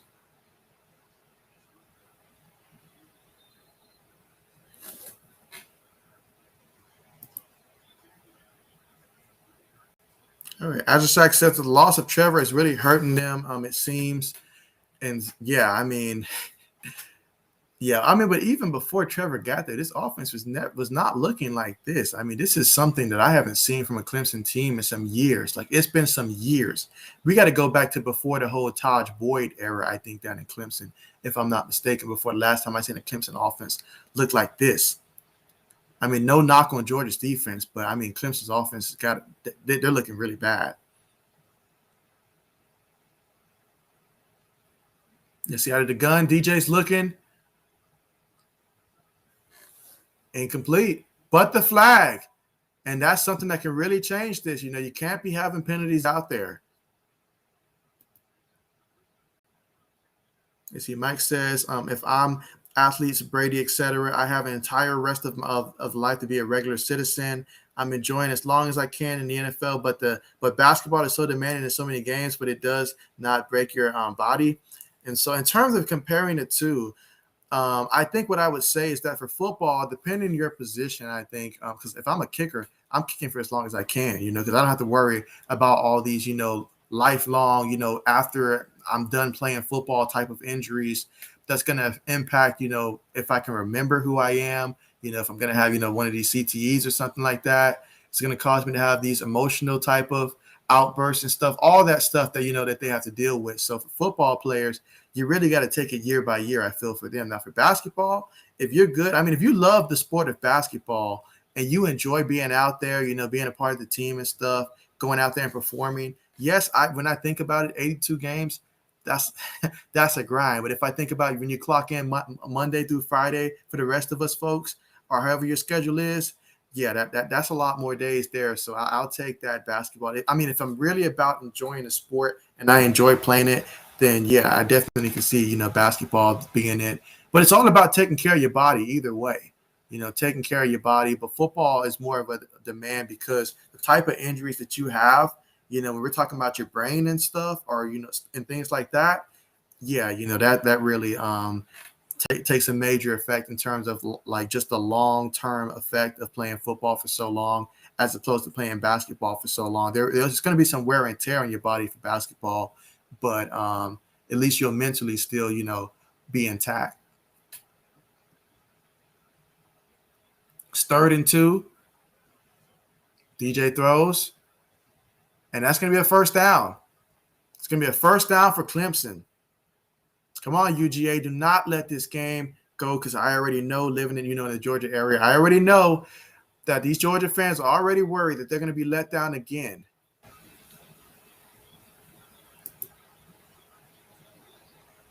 Let's see, Mike says, can LeBron play less but keep playing? It's honestly at this point, I'm starting to think that is a possibility. Like once we reach maybe beyond this year, beyond next year, I think by year 3, he'll reach the point, especially with all the talent that the Lakers have right now. If they keep a team similar like that, then I think he's got no problem with, just being more of a role.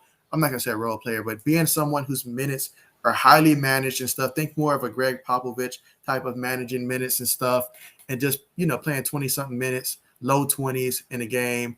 And then, when he's out there, because he's not having to play as many minutes, he's able to give you, good minutes. But at the same time, he doesn't want to be that first option anymore.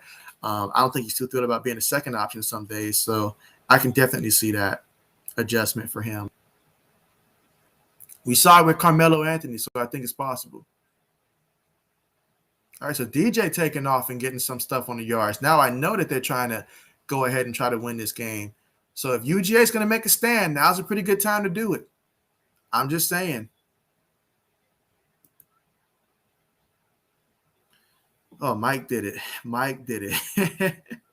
Mike wants to know if I liked EJ Manuel in college to determine if I can do a good job, I guess, of evaluating quarterbacks.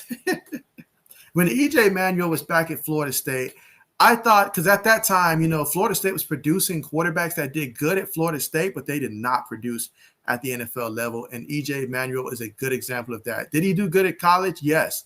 And what a big drop that was right there for Clemson. A big drop. But, yeah, in terms of at the college level, I did like EJ Manuel at the college level. I did. But there was a couple guys at that time, back then that I liked at the college level that they did not produce. I'm trying to think of what was that guy's name who was drafted. Jake Locker. Jake Locker. I when he came out of, I think, Washington, I believe, before the Titans drafted him, I was a fan of him as well.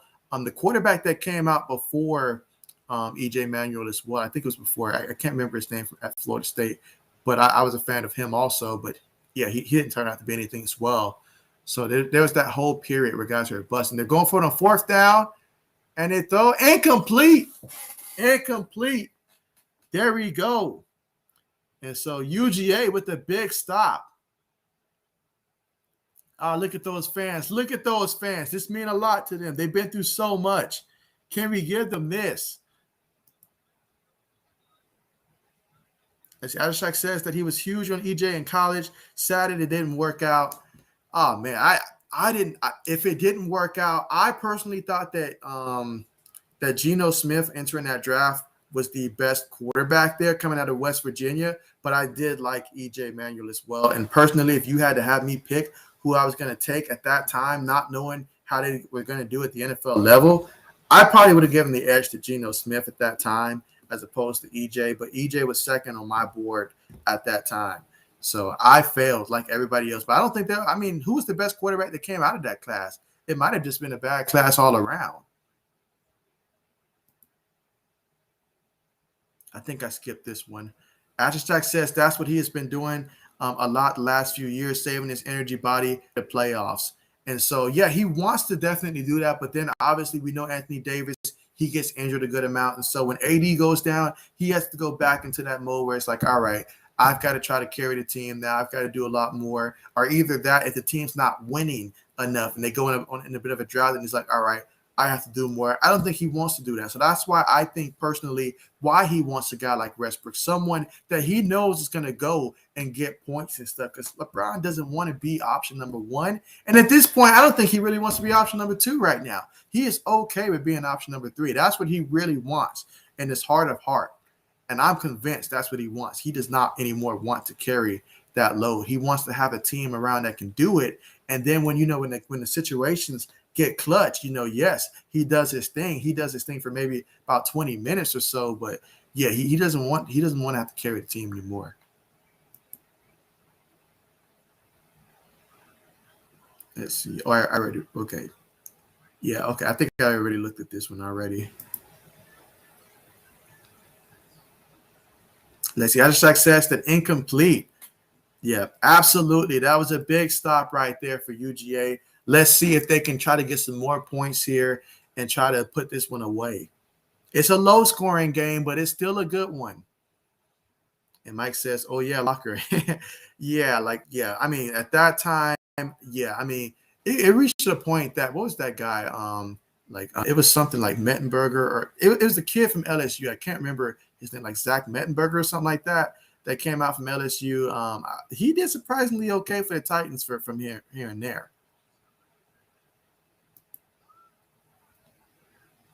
Let's see. Mike says Winston is pretty good.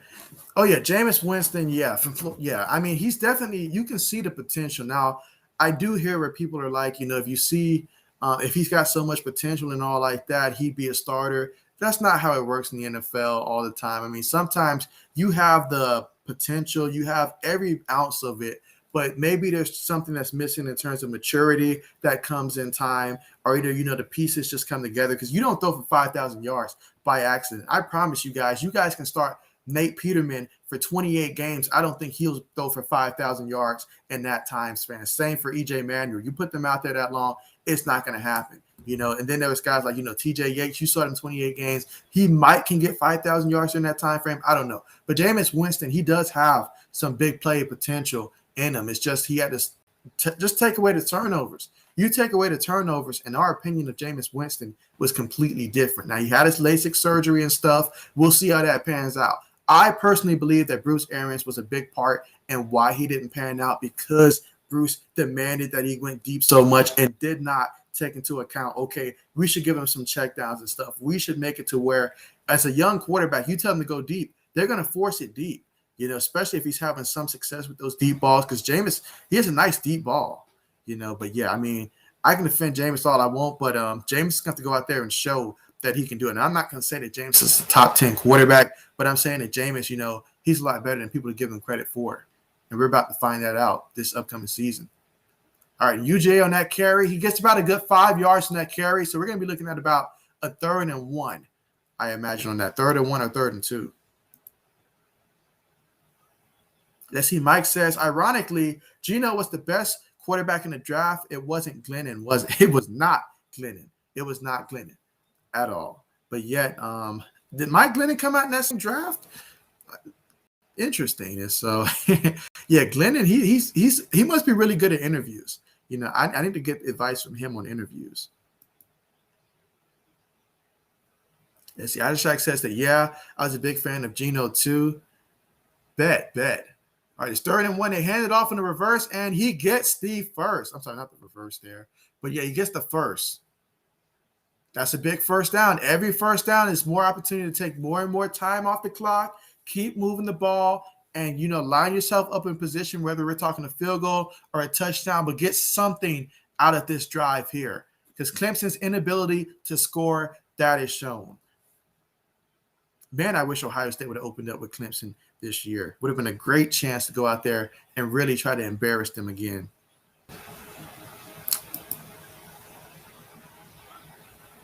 Let's see. Mike says draft guys made it like, Locker would be the best thing since on breakfast. Oh, yeah, that draft was a sad draft. I feel bad for all the teams that really needed a quarterback and all the GMs that got fired because they put their faith in guys. Especially, I remember that game where E.J. Manuel played. I think it was a London game, and he was throwing so many interceptions, but there was nothing the coaching staff could do because I don't think they had a backup quarterback for that game. So they had no choice but to stick with E.J. Manuel throughout that entire game. I felt bad for London for having to see that up close. I felt bad for Bill fans for having to witness that, knowing that there was no other option. I felt bad for everybody that game because that was just terrible.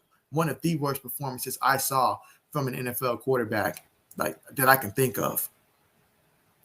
So UGA hands it off again. All right, keeping them feet moving. Gains about a good 5 yards on that one. So that's going to be about 2nd and 5 or 2nd and 6.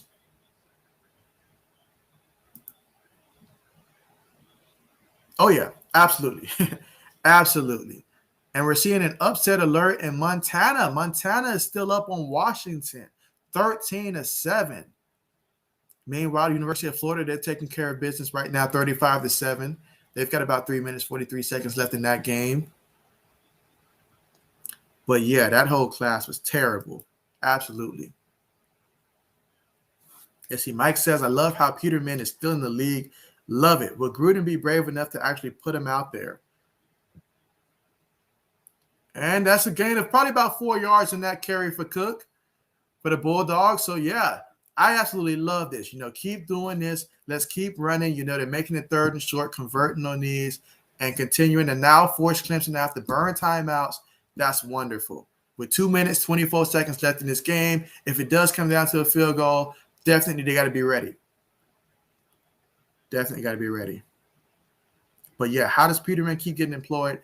I don't know. Will Gruden be bold enough to actually do it in a game?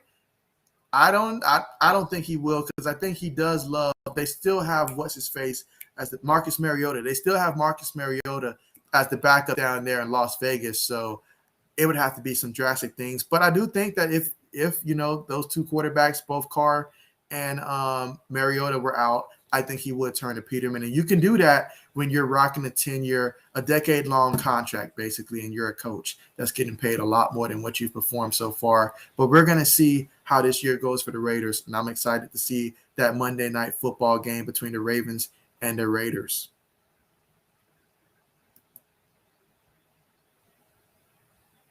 Mike says Winston needs to cut down the picks. He is great at touchdowns. Yeah, absolutely. You can't turn the ball over. But I think a year on the bench, man, what a run. What a powerful run right there by White. And UGA, they want this game right here. And will the ACC see another loss for this team? I mean, I honestly did not expect Clemson's offense to look so bad today, guys. Like, that. This is news to me. I'm still registering that. Let's see. I just says that I think it's ridiculous. Nathan is still in the league, and everyone just gave up on EJ. Really sad. He wasn't even awful with Buffalo. So there you go.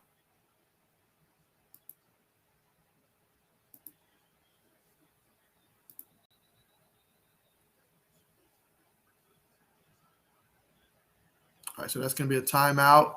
First timeout taken by Georgia. Let's see. Mike says that the Allen quarterback is all mixed up. He says Rosen and Darnold were supposed to be the best, maybe better than Baker, absolutely. But then Allen was too raw, and very few saw Jackson being an elite starter.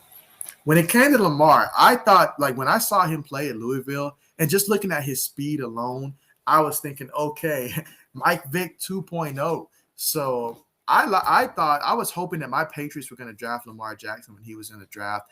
I was really hoping that was going to be the case. But I knew that wasn't going to happen. In terms of a potential, like successor to Brady at that point, because at that point I was starting to realize, okay, Brady's getting up there in age, so maybe it might be time to possibly be thinking about a replacement, maybe. So that way we can have something like what I've seen the 49ers have, going from Montana to Young, and then you throw in what the Packers have with Favre to Rodgers. But so Lamar being an elite starter, who would have known he would have did that great? I mean, I can't even say that I would have seen him get an MVP like the way that he did. That was incredible. And so we'll see. But I feel like Josh Rosen was giving up way too quick.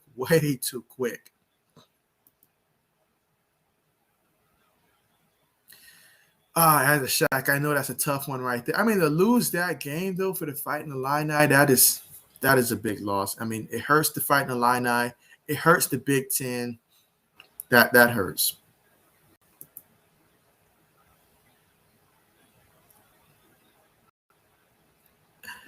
Oh man, I feel you, man. I feel you, man. It's one thing to lose if you're expecting to lose, but to lose to lose in that situation, that hurts even more.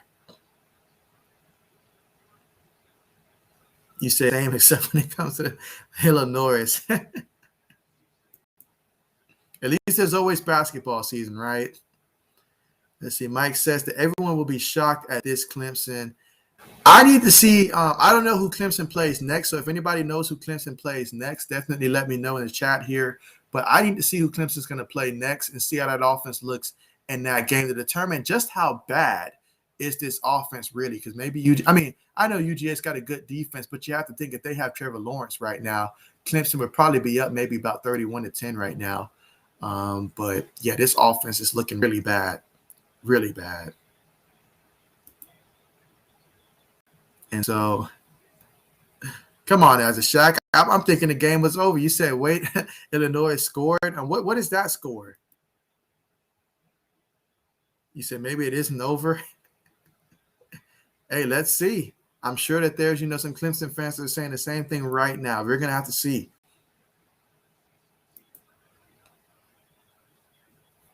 And right now it's 3rd and 3. Very big, very big. I cannot emphasize how big this is right now. But it's looking like it's going to roll UGA's way. But let's see. Crazier things have happened. Mike says it's controversial take, but for me, I have never seen a quarterback that is as elusive as Lamar ever. It's amazing. Oh, yeah, just seeing Lamar and the way that he's able to run, you can tell he's got that Florida speed to him, and it's amazing to watch. It really is amazing. So every time I see Lamar play in a primetime game, it's amazing. And I'm just waiting for the moment where that translates to the playoffs. I mean, that's all it has to do, translate to the playoffs. Mike says, with this performance, what if Clemson played a bad team? Well, Clemson's defense still showed that Clemson's defense still looks like Clemson's defense, no doubt. So their defense is going to be the reason why they'll be able to still, contend in that ACC conference that by the second is looking weaker and weaker to me. I mean, looking at how North Carolina looked against Virginia Tech, I mean, my goodness, I still got to rock with Clemson. You still got to believe their offense will probably be able to, score some points against that defense there. You look at Miami and how they just got shattered against a team like Alabama. That's why I need to see Clemson play against, some of their teams in their division and just see how the offense looks there. I mean, but right now I am not impressed with what I've seen by Clemson in this one. Not impressed. And so now there you go. Georgia's going to take the knee, and Georgia's going to walk away with the victory. And this was a dogfight, guys. This was just leave your offense at home. No offensive touchdowns again. It was Georgia's defense that scored a touchdown in this one. And, yeah, DJ, he knows he cost his team this one. But Dabo stuck with him, and the ACC guys, they may be in trouble. They may be in trouble.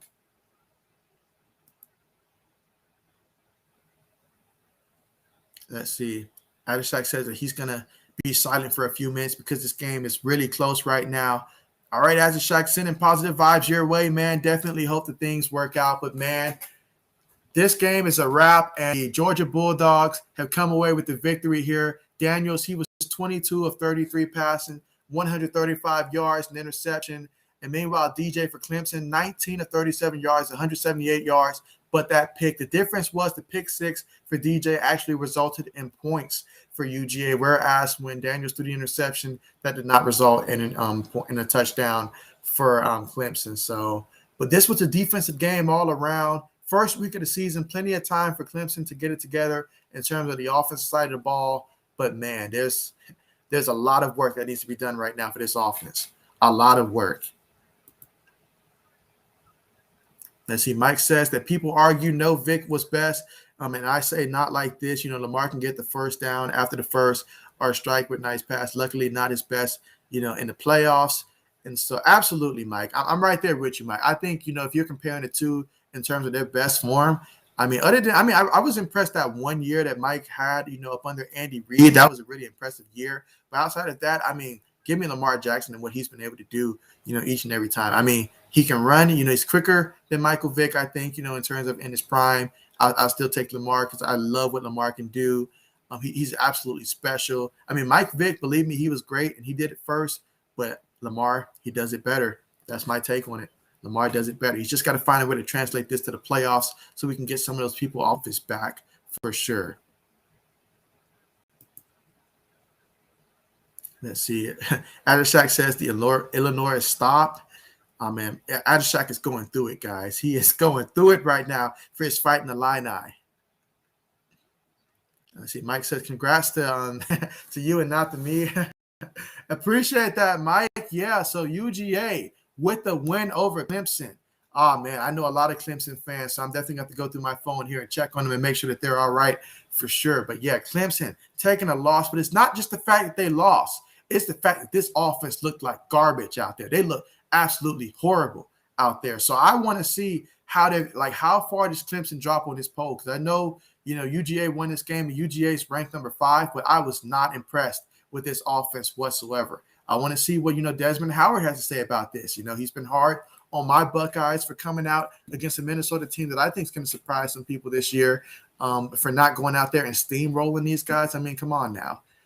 So, yeah, I want to see what he's got to say about Clemson and how they look. Because to me, they did not look like a top 5 offense. This offense is really holding this team back. So we'll see how they look, obviously against a team that's not as gifted as Georgia is on that defensive side, because Georgia is, one of the best teams in that conference in the SEC. But, yeah, Clemson's got a lot of work to do on that offensive side of the ball, without doubt. Let's see. You say Clemson next play South Carolina State. Ooh, so South Carolina State. Oh man, they're like a division. I think Division II school, if I'm not mistaken. But yeah, Clemson should definitely beat South Carolina State. It should not be a contest. But hey, after the stuff that we've seen this week, who knows? If you can't score, you're always going to be at a disadvantage, especially if your quarterback's throwing points to the other team. But I expect for Clemson, if they're playing South Carolina State next, expect for Clemson to win now. It's not like they're playing South Carolina, but they're playing South Carolina State.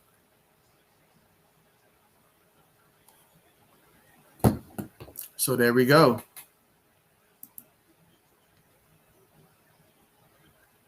No, that's not the same team as the Gamecocks. I believe South Carolina State, are they like the Bulldogs? I'm thinking. I can't think of what their thing is right now, but it's not the same as the South Carolina Gamecocks. The Gamecocks, they'll probably play South Carolina if it's like normal. It's usually one of those that you see will be played, during rivalry week at the end of the year. That's usually when the Gamecocks will play South Carolina. So no, this is not that same South Carolina team. Although I wish it was, because I probably would like South Carolina's odds right now, if ever a time. Mike says Clemson, huge shocker. Absolutely a huge shocker. And so let's see. Adishak says, yes, absolutely. So I guess that means some good news for the Fighting Illini. So maybe there is hope. Let's see. Adishak says, Illinois big play. Okay, nice. Absolutely. Let's see. Mike says, great call once again. Thanks. Hey, appreciate you guys so much for joining the stream. And now, the game is in the wrap here. So I'm going to go ahead and get ready to end this stream. But it's been great, it's been really great, guys. I mean, this stream was like 3 hours, 37 minutes up here. So really appreciate you guys so much for coming through, guys. Really going to be looking forward to it. And if you guys don't see any more streams in between now, know that the next stream is going to be Thursday, when we're talking about the Cowboys and the Buccaneers for the season opener in the NFL. So that should be the next stream, guys, when we're looking at the NFL game. So definitely look forward to that. Appreciate you guys so much for the support, and see you guys next time.